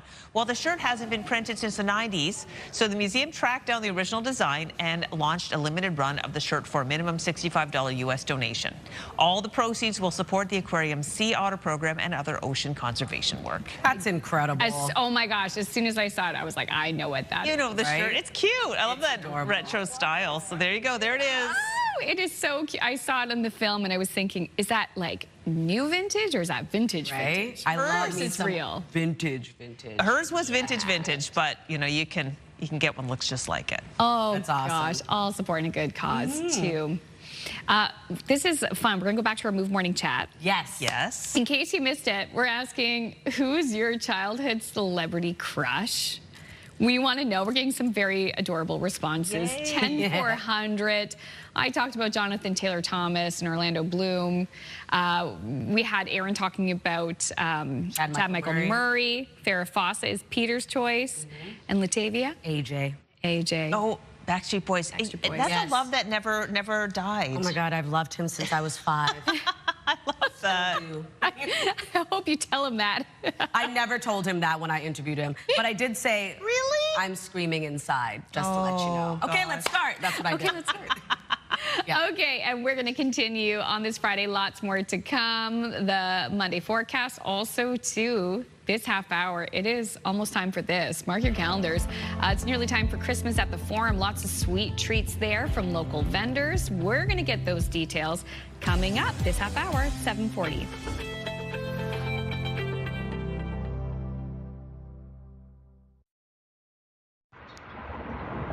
Welcome back. The time now is 7:43 on your Monday morning. So our colleague, Gary Robertson, goes for a morning stroll every morning. He actually sent us this beautiful shot from the northwest arm looking towards Purcell's Cove Road. What a beautiful start to the day. We are seeing quite a nice start to the day for much of the region early this morning. Temperatures already slowly rising. As of right now, 6 degrees as you head outdoors in Fredericton, with 10 starting off your day in Charlottetown. 11 degrees right now in Halifax, a bit cooler starting off your day in Sydney at 3 degrees. 7 into Labrador City with 10 degrees over in Happy Valley Goose Bay. 5 degrees in St. Anthony with 4 in Gander, and 5 into St. John's, Newfoundland. Over to our forecast timeline. Now, we do have a bit of fog patches early this morning and cloud coverage starting off your day. Fog will dissipate, and we will be seeing some of this cloud coverage clear, leaving a mix of sun and cloud for much of the region, either that or mainly cloudy skies. Now, we do have a chance of some isolated showers returning to the northern region of New Brunswick. Parts of Nova Scotia could see isolated showers, only around a 30% chance of it happening. And then into this evening, we are going to see increasing cloudiness yet again, and a low that will track across parts of New Brunswick and Nova Scotia, bringing us into early Tuesday morning. So we do have some wet weather on its way for much of the region. If you're wondering about rainfall totals, we're only seeing around 2 to 10 millimeters for parts of New Brunswick into early Tuesday morning, and seeing the heaviest into parts of southern Nova Scotia at around 2 to 20 millimeters, be the heaviest into Lunenburg. And not really seeing much totals for Newfoundland and Labrador. For forecast today, we will be seeing sunshine across much of New Brunswick. We do have that chance of isolated showers into the afternoon for the northern region. Other than that, we're going to see a low track across the province into the evening, bringing showers. And highs will range from 15 to 19 degrees, being the warmest into Miramichi. Prince Edward Island looking at highs between 13 to 16 degrees. A cloudy start to your day. Clouds will clear, leaving a mix of sun and cloud, and light wind expected today. For Cape Breton, eastern Nova Scotia, looking at sunshine throughout your day today and seeing daytime highs between 14 to 17 degrees. And then for the rest of Nova Scotia, we are going to see mainly cloudy skies for mainland Nova Scotia, and then into the Tri-County area, seeing a bit more sunshine into the afternoon. Showers will arrive for this part of the province into the evening, with wind gusts getting up to 40 kilometers per hour. For Newfoundland and Labrador, high of 14 degrees today for Labrador City, seeing sunshine start off your day. Showers will move in into the evening with a high of 8 degrees for St. John's, Newfoundland, and looking at periods of drizzle early in the morning, clearing out, leaving mainly cloudy skies into the afternoon. So for Tuesday's forecast, we do have that wet weather that will move across the region. So seeing some scattered showers as well for parts of Labrador. And then into Wednesday's forecast, starting off the day with sunshine. And then into the afternoon, we will be seeing another low make its way over, bringing showers into the evening hours for much of the Maritime region as well. That's a look at your weather forecast. We're going to throw things over to Crystal. Thanks, Latavia. 7:46, and it's that time of year again. Christmas at the Forum will be bringing all of its wonderful holiday charm to our region. It's one of Atlantic Canada's largest and longest-running holiday markets, bringing together over 300 local artisans, makers, and small businesses for a festive shopping experience like no other.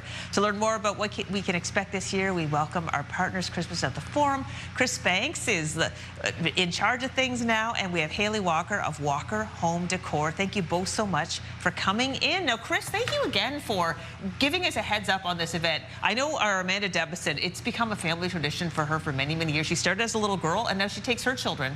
It's wonderful. Thank you, Crystal, for having us.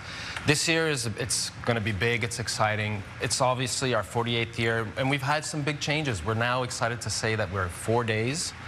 We've gone to a time slot system. Now, the reason we had to go to the time slot system is, you know, it got really crazy last year. It was very busy. So we needed to manage the crowds. You know, we have to have safety. And the reality is that we had people driving from as far as New Glasgow, coming, waiting for 2 hours in the cold, and they weren't able to get in. So we just had to do something about that. Perfect. And the dates this year? This year, they're November 6th to 9th. 6th to 9th, It's a 4-day event, our first time. That is magical. We'll get into the time slot thing in a second. Haley, you've brought in some wonderful product. I know that you have been a popular vendor at the market now for 4 years. You brought in one of your hot sellers. I will put my name in for one of those. It's fantastic. Tell us about your booth at Christmas at the Forum. Yeah, so this will be my 4th year doing Christmas at the Forum. I always bring in like a lot of props and stuff, so this year I'll have like a nice fireplace and like checkout stand my dad made for me. And I just think that I have like a lot of like festive stuff to going on. I have a lot of stuff that I bring exclusively just for Christmas at the Forum. My countdown signs are definitely my best seller. All right, so we have an overhead shot of it right now, Haley. So how does it work? So you just move the little wreath as the days go by, and then count down to the actual Christmas. Beautiful. Yeah, children really love it, especially to get to move the little wreath. It's a great idea. What a fun take on a holiday countdown calendar, for sure. And show us a few of the other things you made. I see people climbing the wave illegally. That's a great one. Yeah, so I just did some locally inspired ornaments with the Halifax Bridge, the town clock, and the Halifax wave. Definitely my most popular locally inspired ornaments. How long does it take you to get all of these items made in time for Christmas at the Forum? I've been working on Christmas at the Forum since last Christmas at the Forum, basically. Yeah, I would rather be over-prepared than under-prepared, so it's definitely been a long... And you sell a lot of merchandise at the event. Yes, I do a lot, yeah. It's wonderful. I know, Chris, it's so popular. I mean, you can get unique things like these handmade items that you can't find anywhere else. That's why it's become so popular. Tell us about the system. How does it work to try to manage the crowds? Well, this year, we really relied a lot upon our experience with COVID. So at that point, we had to manage the crowds. So we did a 2-hour time limit. What we did is we surveyed over 700 of our customers from last year, and 76% of those chose time slots that were under 2 hours. So we used that as a basis. Okay. And then we just thought about the fact that people aren't used to being at the show where there's a lot of, let's call it, elbow room. So that's going to make people be a lot more efficient.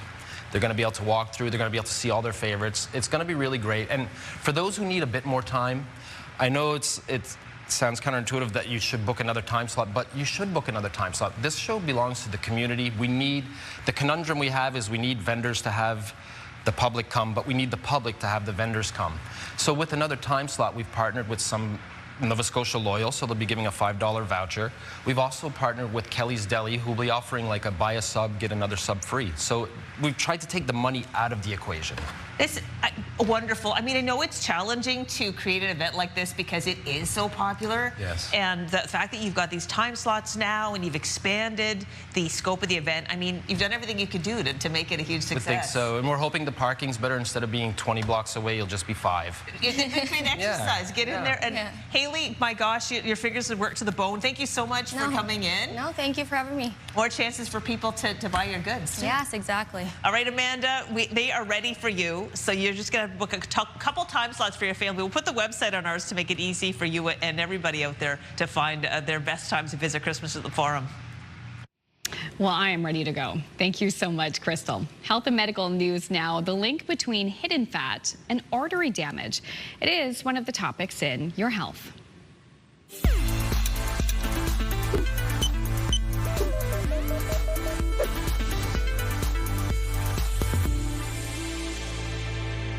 The correlation between overweight adults and artery damage is well documented, but new data suggests that hidden fat within the abdomen and around the liver can clog the arteries of individuals who outwardly appear healthy.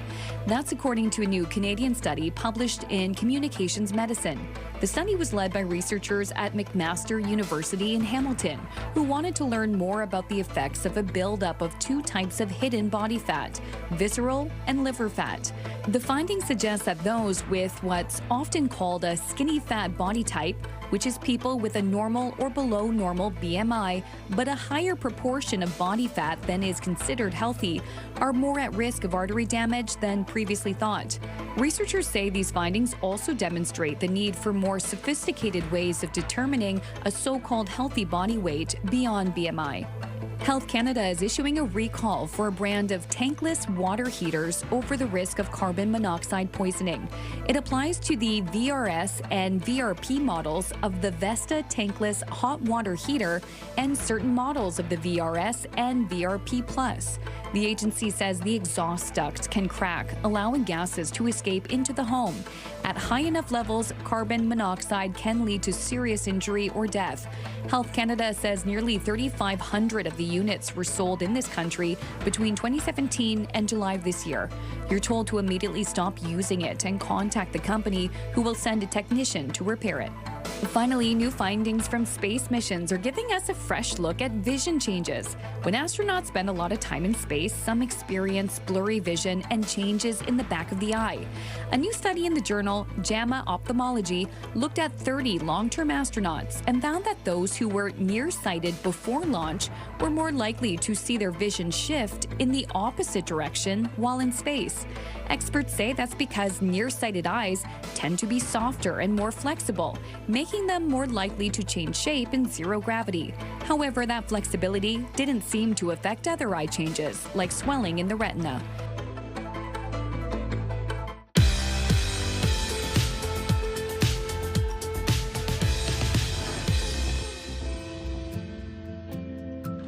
We just have one milestone to pass along for you today. It's a 102nd birthday for Francis Freeman of Annapolis Royal, Nova Scotia. Happy birthday, Francis, 102. Wow. That's fantastic. May you have lots of cake on your special day. Now, to see your milestone again or find out how to submit one, visit our website by scanning the QR code on your screen. And a reminder, the milestones must be received at least 2 weeks in advance. Milestones, brought to you by the Berkeley Retirement Residences. Love this stage of life. And we recently shared a story about a surprise proposal that was caught on camera. But the next story is about a surprise wedding. Yes, a school principal came to work expecting to put in her typical 8-hour shift, but she soon realized that she was about to live happily ever after. ABC's Danny New has the story.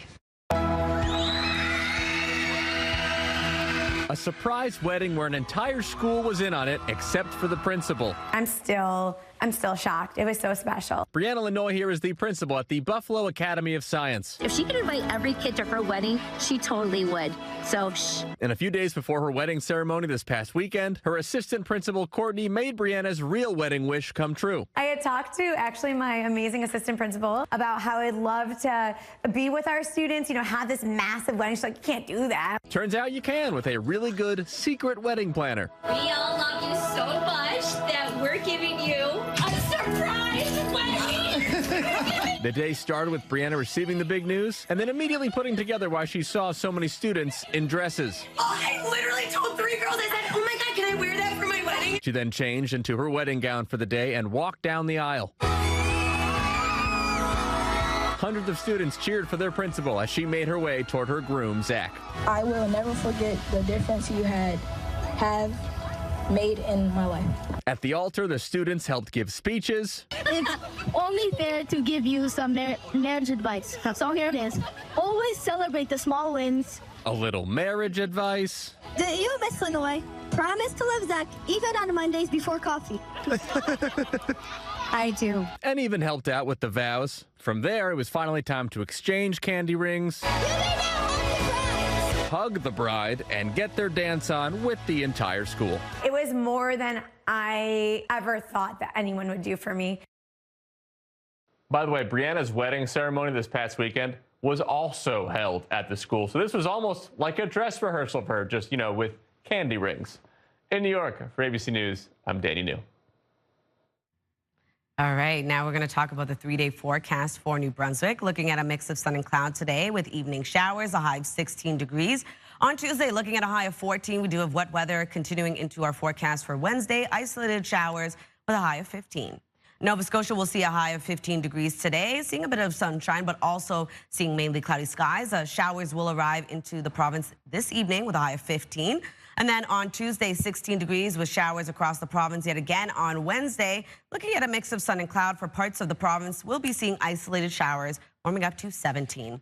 Prince Edward Island looking at a high of 15 degrees today. Clouds clear into the afternoon, leaving sunshine. On Tuesday, wet weather across the island with a high of 15 yet again. On Wednesday, 16 degrees with a mix of sun and cloud.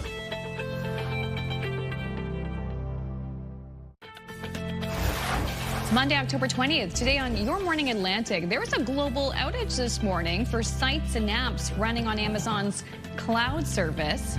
Your top news headlines just ahead.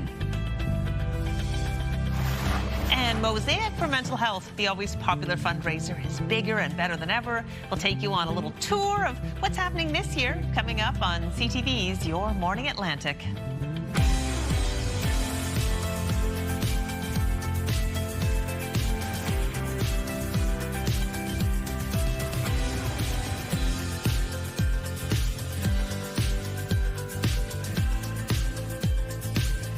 Me?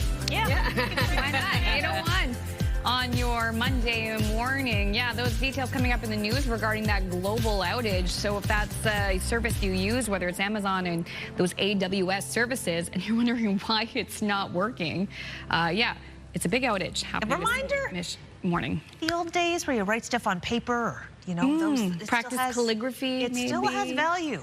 It still has value because to throw everything in an app, you know, you are at the mercy of the tech that doesn't always work out for you. Remember a couple of years ago, like the bank was like shut down or something, and everyone was like scrambling to find cash. Yes. Remember that? Yep, there was the stores. Yes, exactly. It was the stores. A lot of stores in the mall had to close because the global system for managing the POS, point of sale stuff was not working. I remember that. Yeah, I remember that. Oh my gosh. Really enjoyed our conversation with Christmas, the forum people. I know you're going to go. Get to book a couple time slots so you and your family can really take their time. I know. I'm hoping my mom can come down for it because it's usually a tradition for us and my family members. So I love it. And those calendars, the advent calendars, where you move the wreath to the different days. Cute. I'm already thinking like, okay. I know. I would like one of those. They're really cute. Anyway, holidays are ways away yet. Even the forum event is not till November 6th. So let's enjoy the beautiful fall weather while we have it. Exactly. And temperatures are warming up a little bit later on. Above seasonal daytime highs headed our way. Here's a live look at Cape Sable Island. Water is so still early this morning. We are seeing a bit of cloud coverage, but you can see sunshine behind those clouds. We will be seeing clouds clear for parts of the region, leaving sunshine into the afternoon. As of right now, starting off your day, it is 11 degrees in Halifax, with 3 starting off your day in Sydney, 12 degrees over in Sable Island, 6 starting off your day in Fredericton, with 7 into Labrador City, and 5 degrees over in St. John's, Newfoundland. Over to our satellite and radar. So we do have a bit of fog early this morning. That will be dissipating a little bit later on. Cloudy start to the day for much of the region. Clouds will clear for parts of Atlantic Canada, leaving sunshine into the afternoon. And we do have a chance of some isolated showers returning for parts of New Brunswick and Nova Scotia. So over to the wind across the Maritime region, starting off quite light, will pick up into the afternoon for much of the Maritimes. As of right now, though, 17 kilometers per hour for sustained wind in Edmundston and 13 into Woodstock. No wind gusts to report at this time. I'll have another look at your long-range forecast just ahead, but first a look at your local news headlines with Amanda. Thank you, Latavia. There's a global outage this morning for sites and apps running on Amazon's cloud service. Down Detector says more than 500 companies are facing issues. Some of the apps and sites affected include Amazon, Snapchat, Roblox, Zoom, and many others. AWS is a cloud computer service powering millions of websites and platforms around the world. Amazon says it has identified the potential root cause and is now reporting signs of recovery.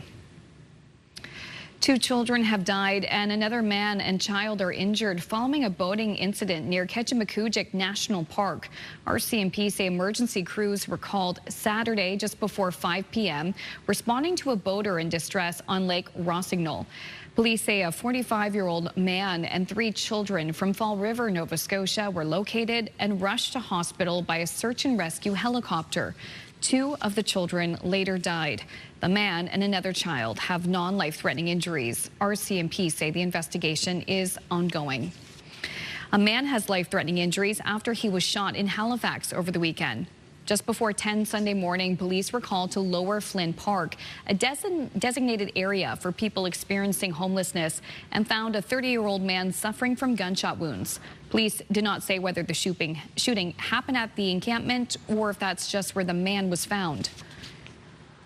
That man has been transported to the hospital with life-threatening injuries. At this time, the investigation is in the early stages, but we do not believe it to be random. No arrests have been made at this point. Anyone with information is asked to contact police or Crime Stoppers. The Cape Breton Exhibition Grounds is receiving millions of dollars for upgrades. The announcement was made over the weekend. All three levels of government are spending money to support the project for a total of $3.2 million. The project will include major upgrades to roofing, electrical systems, washroom and kitchen areas, fencing, foundations, and drainage. There will also be improvements to accessibility and an increase in capacity to allow for events year-round. Today is Diwali, known as the Festival of Lights, symbolizing the spiritual victory of light over darkness, good over evil, and knowledge over ignorance. Over the weekend, Indian Festivals of Nova Scotia put on its 7th annual Diwali Carnival, offering food, henna art, jewelry, clothing, and more. Over the 2 days, thousands came through the doors. The festival has grown over the years and now includes more performers and upgraded technology. When they walk to the door, this is a festive season in India, and whoever is celebrating Diwali, so whenever they walk to the door, they smell the food, they see there is a shopping that they can do, like yesterday was a day we called it Dhanteras, so people usually buy metal like gold, silver, and all of that. So we have a really good vendor here who sells the pure silver jewelry, and I think people when walk in, they see the things that they were like, yo, I'm getting these things in Halifax, and that's what excites them the most. The festival has just wrapped up. It just wrapped up Sunday night. Even though Diwali starts today, the Indian Festivals of Nova Scotia team is encouraging people to check out their other events happening throughout the year. This is also coming to an end, the golf season. And for folks in St. John, that means the return of one of the city's marquee tournaments. It takes place in the heart of Uptown, and as CTV's Avery McRae shows us, golfers were dressed to impress, all in support of a local cause. Get this one. You're going to like what you see. The putts were rolling all over Uptown St. John Saturday, with a record 170 golfers teeing it up for the 31st Germain Street Open. What's your favorite part about this event? Oh, that's not safe for TV. It's the camaraderie. It's going to be doing fun things for a good cause. It's a great activity to do in Uptown St. John and a great cause, raising funds for large. 38 teams dressed up for the unique mini putt tournament, which sees Uptown businesses and even some homes set up challenging holes for players. Just like regular golf, the goal is to secure the lowest team score to claim the Open title. I would say my favorite part's the costumes for sure. It's always interesting to see what people dress up as. And secondly, it would be just the atmosphere.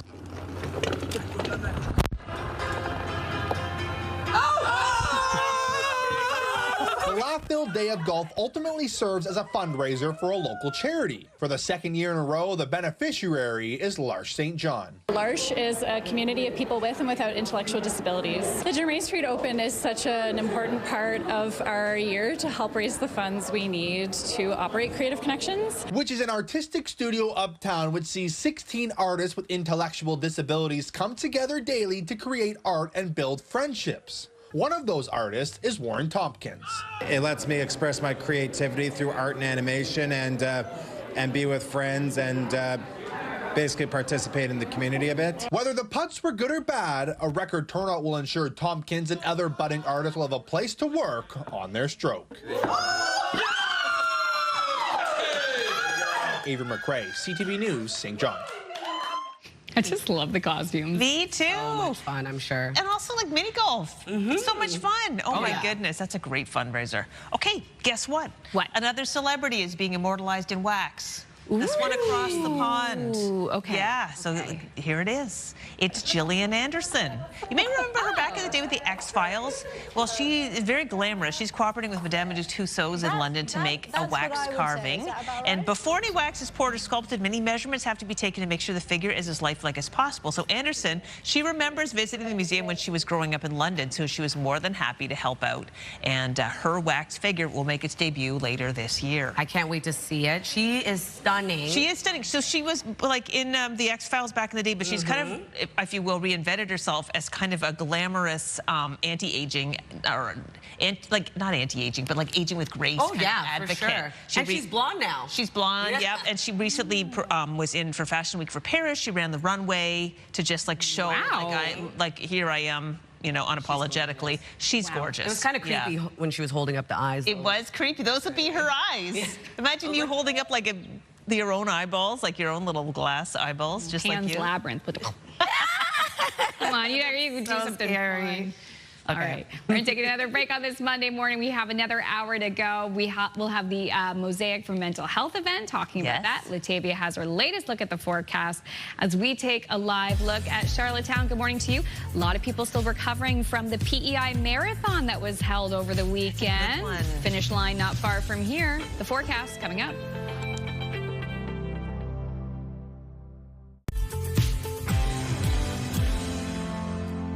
Good morning, Atlantic Canada. The time now is 8:14. We're taking a live look at Wentworth. Starting off at 11 degrees this morning, we will start to see clouds clear, leaving a mix of sun and cloud in your area. Weather is brought to you by the Atlantic Lottery mobile app. We are seeing quite a warm start to the day for parts of the region at least. As of right now, 7 degrees as you head outdoors in Fredericton, 10 starting off your day in Charlottetown with 11 in Halifax. A bit cooler starting off your day in Sydney at 2 degrees and 7 in Labrador City, 5 into St. John's, Newfoundland. A bit of fog early this morning as well as cloud coverage starting off your day across the region. We will be seeing clouds clear for parts of Atlantic Canada, leaving a mix of sun and cloud to mainly cloudy skies. And we do have a chance of some isolated showers returning to the northern region of New Brunswick as well as into parts of Nova Scotia. It's at around a 30% chance of it happening. And then into the evening and overnight hours, we are going to see a low track across the region, bringing showers back our way. And if you're wondering about precipitation totals, it's going to start off quite light, and then into early Tuesday morning, that's when we start to see those totals increase a bit, around 2 to 10 millimeters for parts of New Brunswick and around 2 to 20 for parts of Nova Scotia. Not really seeing much for Newfoundland and Labrador. So for today, New Brunswick will see a mix of sun and cloud and then a chance of some isolated showers to the northern region into the afternoon. Highs will range from 14 to 19 degrees, being the warmest at Miramichi. Wind will become breezy into the afternoon as well, out of the southeast, 20 gusting to 40. Prince Edward Island looking at highs between 13 to 16 degrees. A cloudy start to your day. Clouds will clear into the afternoon, leaving a mix of sun and cloud and light wind expected across the island. For Cape Breton, eastern Nova Scotia, same thing, but we are going to see lots of sunshine early in the morning, and daytime highs will range from 14 to 17 degrees. And then for the rest of Nova Scotia, we are going to see mainly cloudy skies for mainland Nova Scotia into the Tri-County area, seeing some sunny breaks. We do have showers arriving into the evening, highs between 15 to 19 degrees today. And then for Labrador, looking at a high of 14 degrees in Labrador City, a mix of sun and cloud with showers arriving into the evening, and a high of 8 degrees into St. John's, Newfoundland. Periods of drizzle start off your day, clearing out, leaving mainly cloudy skies. For Tuesday's forecast, we are going to see a chance of some showers spreading across the maritime region, also seeing a chance of showers for parts of Labrador. Then into Wednesday's forecast, seeing sunshine return for parts of Atlantic Canada, but we do have showers returning as well for parts of the region. So that's a look at your weather forecast. Now we'll throw things over to Amanda for your national and international news headlines. Thank you, Latavia. There is a global outage this morning for sites and apps running on Amazon's cloud service. Down Detector says more than 500 companies are facing issues. Some of the apps and sites affected include Amazon, Snapchat, Roblox, Zoom, and many others. AWS is a cloud computer service powering millions of websites and platforms around the world. Amazon says it has identified the potential root cause and is now reporting signs of recovery. Overseas, thieves have pulled off a daring heist at the Louvre, stealing priceless jewels. On Sunday, they used a basket lift to access the museum, smashed display cases, and fled with the treasures. The theft happened in one of the galleries where the French crown jewels are displayed. Officials say the operation took only 4 minutes and was carried out by professionals. Prime Minister Mark Carney will be visiting Asia later this week to deepen trade and defense relationships for Canada. Carney will go to Malaysia, Singapore, and South Korea. He'll attend multinational summits over the 9-day trip starting Friday. Carney is set to meet with his Malaysian counterpart to talk trade. Carney will conclude his trip in South Korea by attending a meeting of Asia-Pacific economic leaders. His trip wraps up November 1st. Bank of Canada is set to release 2 big reports today, its Business Outlook Survey and the latest consumer expectations numbers. This comes after the central bank cut its key interest rate by a 1/4 point last month, bringing it down to 2.5%. The bank said the economic outlook had weakened and the balance of risks had shifted enough to justify a cut. The Bank of Canada intends to publish a forecast of the economy at its upcoming interest rate decision on October 29th. And the Toronto Blue Jays have forced a Game 7 against the Seattle Mariners tonight in Toronto. This after the Jays won in dramatic fashion last night.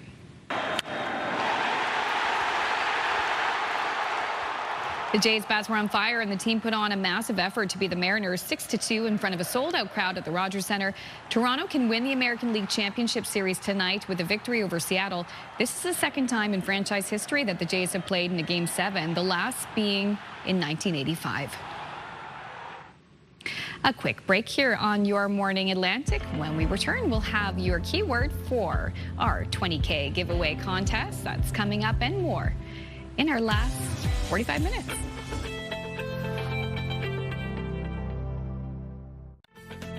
All right, time for another reminder of our $20,000 giveaway. Here's time for today's code word is reward. Head over to the contest page on ctvatlantic.ca, or you can scan the QR code that's about to pop up on your screen.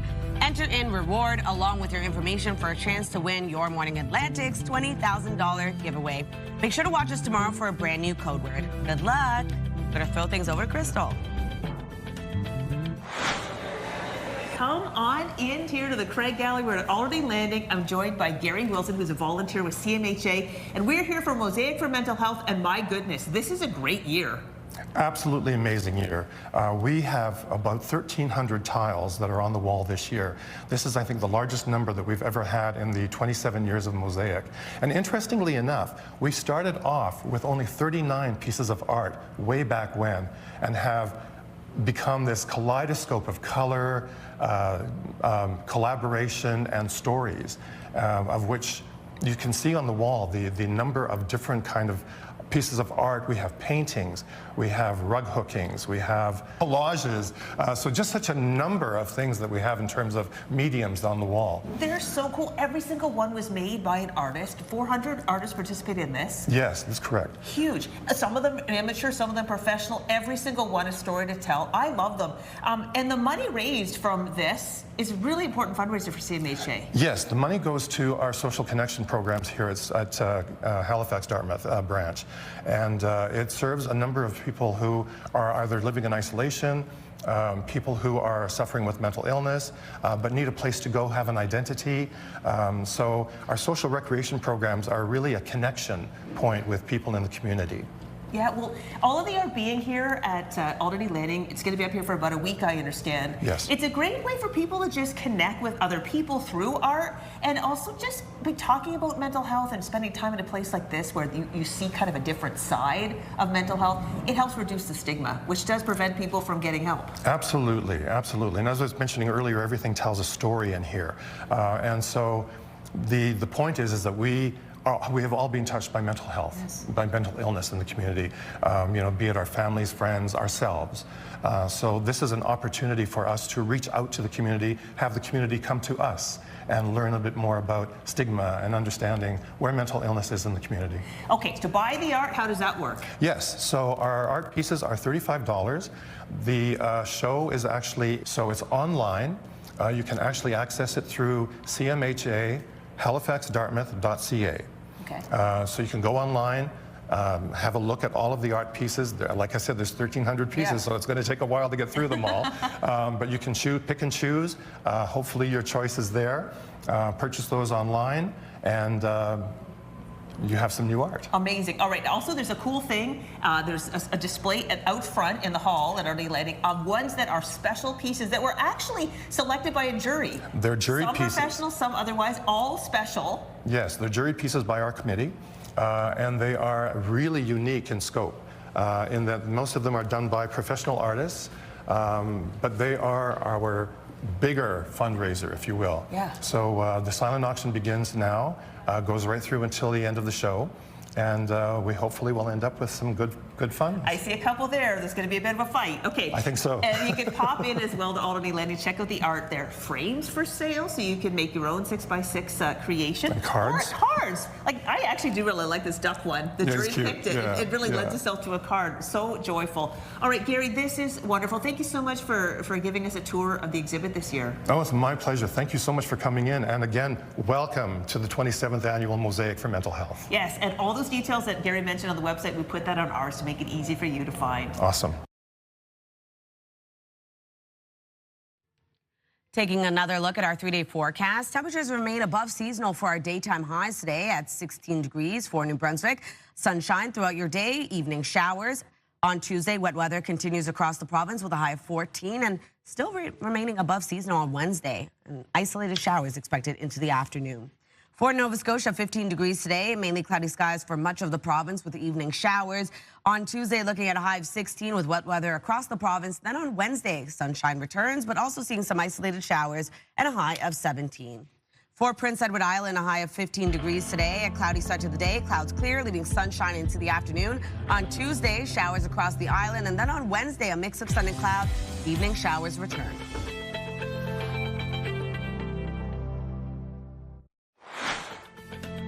Still ahead this morning, the power of prunes. We'll get easy and healthy recipe suggestions that use the little nutritional powerhouses in breakfast, lunch, and dinner.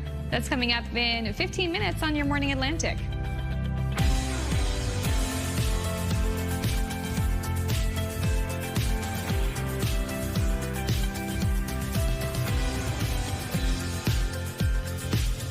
Good morning and welcome back. The time now is 8:29. Oh, there you go, 8:30. Thank you so much for joining us. Still a half hour left in the show. Lots to come. Yay! Yay! Look forward to it. I love it. I'm looking forward to your chat. We've got a correspondent live from the Rogers Centre this morning in your news. Yes, Scott Hurst, our correspondent in Toronto. He's going to be live outside of the Rogers Centre, so we're going to be catching up with him in just a few minutes to talk about the big win last night for the Jays, the expectations for tonight, and what could happen if they were to win tonight. Oh, there'll be a celebration. It's been a roller coaster ride of emotions. Yes. Highs and then lows, and it's like, what's going to happen? Oh, yeah. I'm freaking out. Go Jays, go Jays, go Jays. Yes, I wish I was in Toronto just to go to a game. Oh, my gosh, it'd be so much fun. If they win tonight, it'll be quite the party. Oh, my goodness. Good times. Can you imagine? We're having a party here with the weather, though. Yes. Yeah, we are. We're enjoying, you know what, the sunshine we're going to see, the above seasonal highs. Like, it was a little cooler last week. It cooled down. Yeah. Seasonal, though, but now it's warming back up. And it's gorgeous. I know, it's beautiful. I love when the water's this still. Placid. It's splendid. Amazing. So here's a live look at Moncton. 8 degrees starting off your day, above seasonal daytime highs for much of the region a little bit later on. So it's going to be a lovely day to get out and explore your area.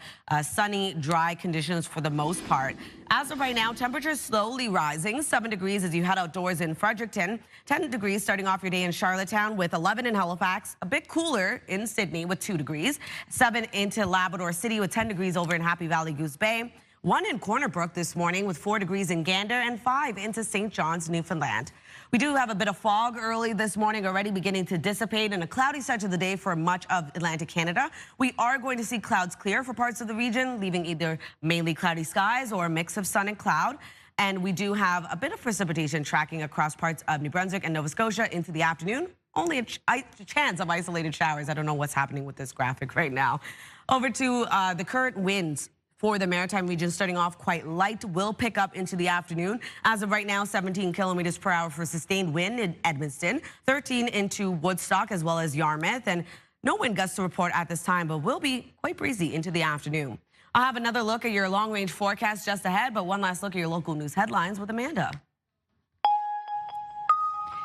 Thank you, Latavia. You're not the only one with tech issues. There was a global outage this morning for sites and apps running on Amazon's cloud service. Down Detector says more than 500 companies are facing issues. Some of the apps and sites affected include Amazon, Snapchat, Roblox, Zoom, and many others. AWS is a cloud computer service powering millions of websites and platforms around the world. Amazon says it has identified the potential root cause and is now reporting signs of recovery. 2 children have died and another man and child are injured following a boating incident near Ketchimakujik National Park. RCMP say emergency crews were called Saturday just before 5 p.m. to a boater in distress on Lake Rossignol. Police say a 45-year-old man and 3 children from Fall River, Nova Scotia were located and rushed to hospital by a search and rescue helicopter. 2 of the children later died. The man and another child have non-life-threatening injuries. RCMP say the investigation is ongoing. A man has life-threatening injuries after he was shot in Halifax over the weekend. Just before 10 Sunday morning, police were called to Lower Flynn Park, a designated area for people experiencing homelessness, and found a 30-year-old man suffering from gunshot wounds. Police did not say whether the shooting happened at the encampment or if that is just where the man was found. That man has been transported to the hospital with life-threatening injuries. At this time, the investigation is in the early stages, but we do not believe it to be random. No arrests have been made at this time. Anyone with information is asked to contact police. The American League Championship Series will have a Game 7. The Toronto Blue Jays beat the Seattle Mariners 6-2 last night in Game 6 at the Rogers Centre. Game 7 goes tonight in Toronto at 9 p.m. Atlantic time. For more on this, we bring in CTV Scott Hurst, who is outside the Rogers Centre this morning. Good morning, Scott. Great to see you. Good morning, Amanda. Yeah, Scott, a huge win for Toronto to force a do-or-die Game 7. So walk us through the game, the energy from the crowd, and, of course, the reaction to the win. Yeah. So much energy. But, Amanda, before I talk to you about the game, I just want to say I did check the Halifax Airport website a few moments ago, and there are several direct flights to Toronto that leave before noon, so there's lots of time. I don't know if they're sold out yet, but there's lots of time for people from the Maritimes to get out here to Toronto in time for the game. So I'm just putting that out there. Like I said, I don't know if they're sold out, but I'm putting that out there for all the viewers in the Maritimes. I'm not back at work till tomorrow morning. It was electric. Lots of time. The game was electric, of course, and we heard this from players and the manager post-game. Rookie pitcher Trey Savage, who of course is only 22 years old, who's only pitched in 6 major league starts, he was saying this was the most electric atmosphere he's ever pitched in. Manager John Snyder also talked about how electric it was, particularly when Addison Barger and Vladimir Guerrero Jr. hit home runs. And for Vladimir Guerrero Jr., this puts him in rare territory. This is his 6th postseason home run, and that ties him for Blue Jays franchise history in the playoffs with the names of Joe Carter and Jose Bautista. So that's pretty good company, and there's still at least one more game left. And for Jays fans everywhere, they're hoping that there are several more games left, because tonight, of course, is the do-or-die matchup for a chance to punch their ticket to the World Series. And so there is a significant amount on the line tonight. But if we talk again a little bit about last night, not just the bats that were firing, the 2 home runs that allowed them to add to the total, but it was also the defense. There were 3 innings in a row where the defense needed to have, and they needed to turn inning-ending double plays. And so those were significant moments in the game as well, and that really helped propel the Blue Jays to this win to push this American League Championship Series to a final do-or-die Game 7, Amanda. The series has been so intense, Scott. What is it going to take for the team tonight to punch their ticket to the World Series?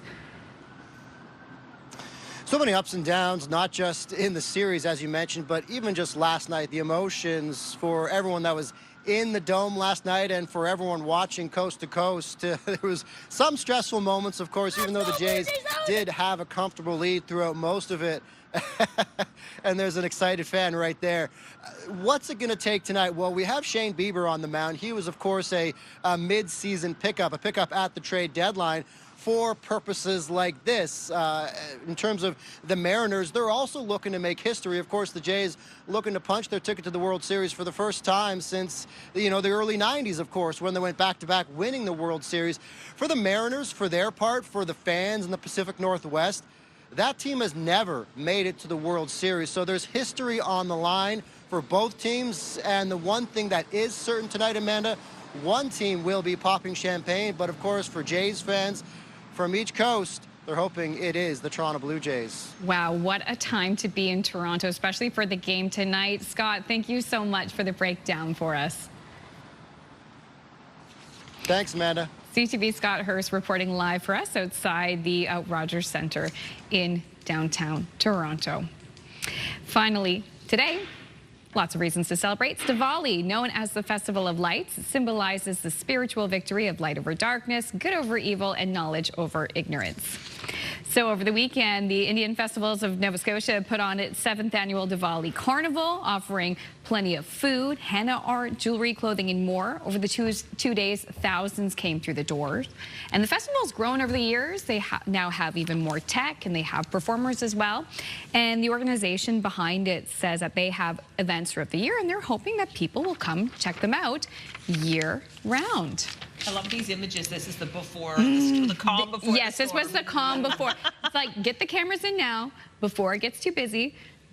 And you can see what's going to happen, yeah. Oh, yeah, just so many people came out to celebrate. Wonderful. Interesting about those flights, as Scott said. I mean, they're probably pricey. Probably pricey. But I mean, if you're witnessing history. Let's just go, ladies. Let's do it. I wish. Yeah, that's what credit cards are for, right? No, yeah, that's only money.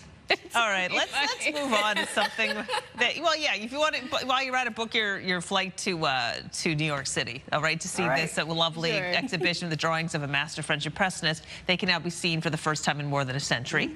Yeah, the traveling exhibition Renoir Drawings is now on display at the Morgan Library and Museum in New York. It features more than 100 delicate works from Pierre-Auguste Renoir. He was one of the leaders of the Impressionist school of painting, founded in 1874. So this is the first major Renoir exhibit to open since 1921. So it's been a minute or two, and the exhibit closes in February. So if you got time to get your ticket, after that, you can go to Paris to see the exhibit because it goes there in March. It'd be pretty cool. Right? There's an account online, and it's a comedy account, and he goes and he tells stories of the paintings. Like he puts on voices for the characters he sees. And he comes up with a funny story of what they could be discussing. That's so funny. It's pretty funny. There's another one where the guy like uses the eyes and the mouth of the actual painting.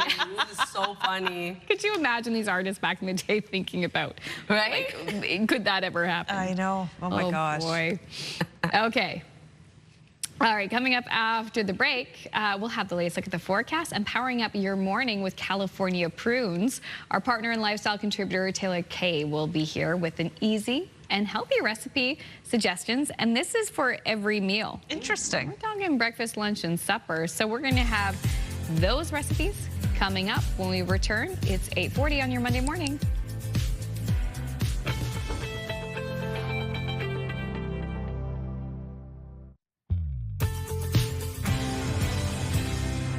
Welcome back. The time now is 8:43. We're taking a live look at Tangier. 10 degrees starting off your day, a bit of a cloudy start to the day at that. We will be seeing clouds clear just a bit, leaving mainly cloudy skies in your area. Temperatures slowly rising early this morning. It's going to warm up above seasonal daytime highs expected for much of the region. As of right now, 7 degrees heading outdoors in Fredericton with 8 degrees in Moncton. 10 starting off your day in Charlottetown, 11 in Halifax and Yarmouth, 2 degrees over in Sydney, with 7 right now in Labrador City and Cartwright. 5 degrees over in St. John's, Newfoundland, with 4 degrees over in Gander. Over to our forecast timeline. So we had fog patches early this morning already beginning to dissipate, and a cloudy start to the day for much of Atlantic Canada. We are going to see clouds clear out for parts of the region, leaving a mix of sun and cloud to mainly cloudy skies today.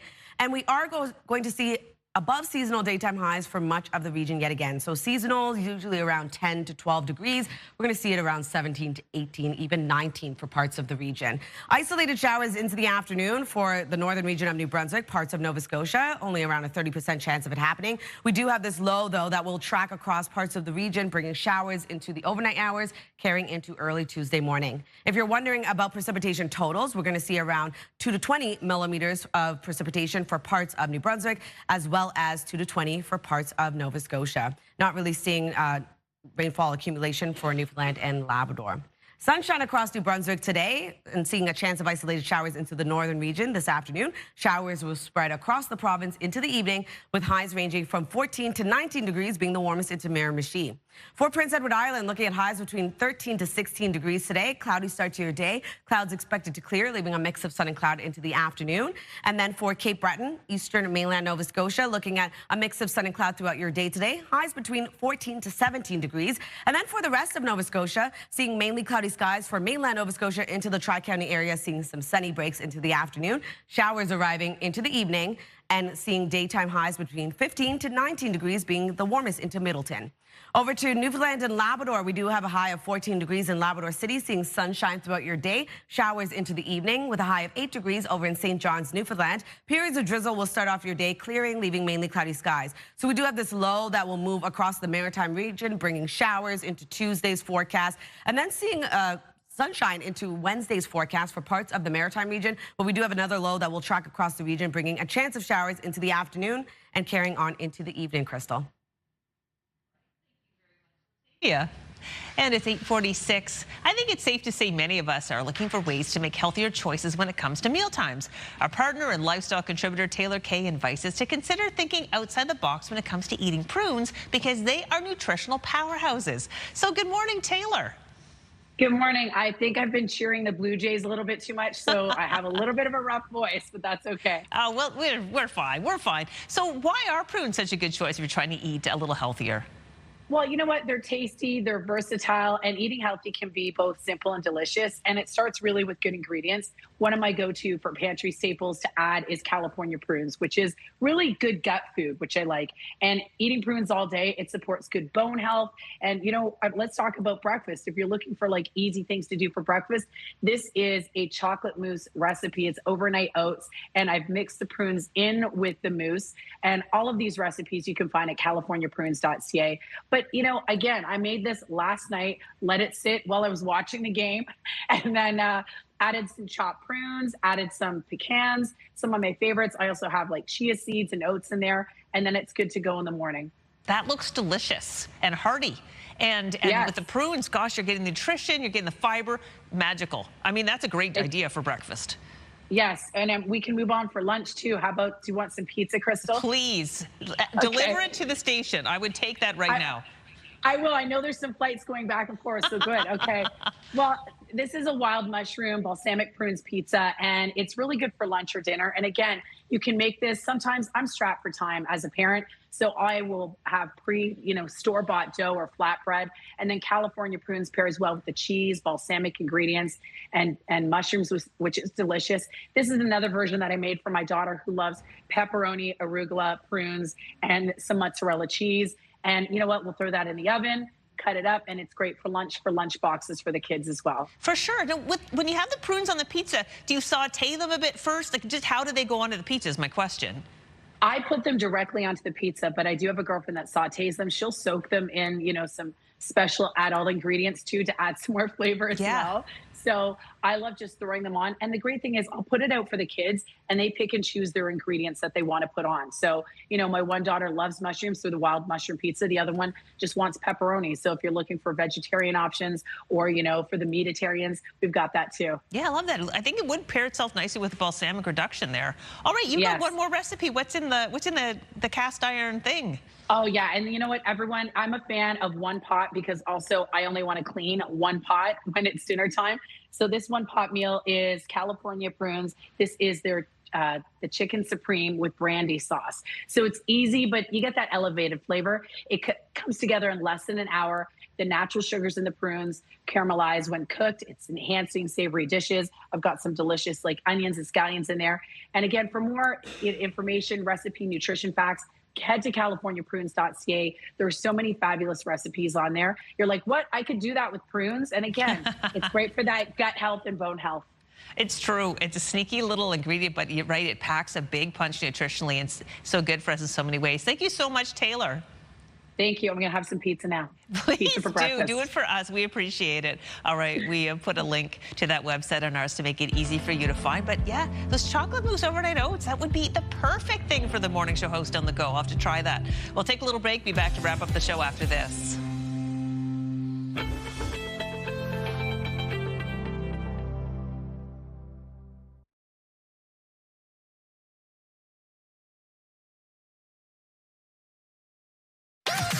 the #1 morning show in Halifax. Turk, Megan, and Amateur Alex. And home to the biggest artists. Halifax's #1 hit music station. 101.3 Virgin Radio. Hey, it's 8:53. Time now to share our responses to the Move Morning Chat. So, in case you forgot, we are talking about your childhood celebrity crush. Yeah. And I have to tell you, a lot of y'all have the same taste. Oh, wow. Yeah. So, do not be embarrassed. But I am going to share your answers. Okay, get ready for the Donny Osmond crowd. Okay. Yeah, Lynn, you're going to be in good company. My teen idols were Donny Osmond and David Cassidy. Oh, wow. You should hang out with Lori. Lori says, I'm dating myself. David Cassidy. Nice. Oh, nice. And from Halifax says, me at 8 years old, way back when, 56 years ago, I had a crush on Donny Osmond. Aww. I had posters on my bedroom walls and records that my parents brought me to. Isn't that sweet? That Monica is sweet. also agrees. Like, we got a fan club here. My childhood crush was Donny Osmond. Wow. Yeah, okay. Erica says, my childhood crush was Joey McIntyre from New Kids on the Block. Oh. I know, going back there. Thank you, Erica, for this. All right, what about Full House? Nicole from Truro says, my crush was John Stamos. Uncle Jesse, of course, General Hospital. Oh, yeah, He's gorgeous. Was gorgeous, Hair. is gorgeous, yeah. We have another Nicole who sent us a text. Nicole R. says, my childhood crush was Jonathan Taylor Thomas. You and me too, girl. My teen brain thought for sure we would get married. Oh, my gosh. You're not alone on that one. Remember Jingle All the Way too? Yes. Yeah, he the film was with in Jessica Biel. Everything. Everything from the 90s. Shannon from Bedford says, I'm dating myself a bit, but my first celebrity crush was John Schneider, Bo Duke from the Dukes. Oh, Hazzard. the girl, just mentioning, I'm getting a little flushed. Well, that's how Millie feels too. Because Millie also said I had a huge crush on Bo and Luke Duke from the Dukes of Hazzard. I had t-shirts, posters, even the lunchbox, spent all my allowance on teen magazines just to get all the latest pictures to put on my bedroom wall. John Schneider and Tom, is it Wopat? I think it's Wopat. Wopat. Still pretty handsome in my opinion. That's coming from Millie. That's fun. Oh my gosh. See, people are in good company. Yeah. Also, too, Bernie sent us a text. Valerie Bertinelli was my crush. Oh, yes. One Day at a Time in Hot in Cleveland. Well, she was married to, for a while, she was married to Eddie Van Halen. So. Oh my. Yeah, she was quite the dish. Quite the dish. Finally, Kathy says, you guys are going to laugh, but I always had a crush on Christopher Plummer. Me too. I knew it. I texted her and I said, Crystal will love to hear this. Oh my gosh, he was especially in Sound of Music. Like, how could he be more elegant? Right? Thank you. Kathy says, I love the Sound of Music so much and would watch over and over. I even named our son Christopher. Oh my gosh, that's so good. Does Christopher know that? Christopher love after it. the plumber. I love this. I Googled David Cassidy. Yes. He was quite a beauty. He had the ultimate feathered hair. Yes, like so it, cute. oh yes. Oh my gosh. Yes. And a really cute face for sure. That was fun. Thanks to everyone who sent us the text. Okay, this is a little video. This is for Vicky. This is going viral. Definitely last laugh material. You'll see why. It's cat, isn't it? Yeah, it's a cat, but it's a unique take on cat.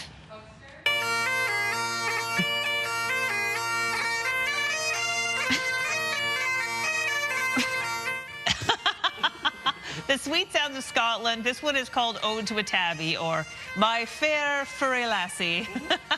That's going to be full of hair. I know, Oh my gosh, yeah. Hairball. I know, when you play this instrument, you have to cough up a hairball afterwards. Afterwards, that shows. I was going to say, you are brave for putting cat tail in The your cat nose. doesn't care. Oh my gosh. That's a very cozy cat right there. Oh my gosh, that's hilarious. Anyway, thanks Vicky for that when she found I it. hear She meow, wanted meow, to go. Yeah, exactly. Okay, well, we hope you'll join us for the show tomorrow in your latest MetaV Health Connect. We'll chat about why the upcoming World Mental Health Day is so important.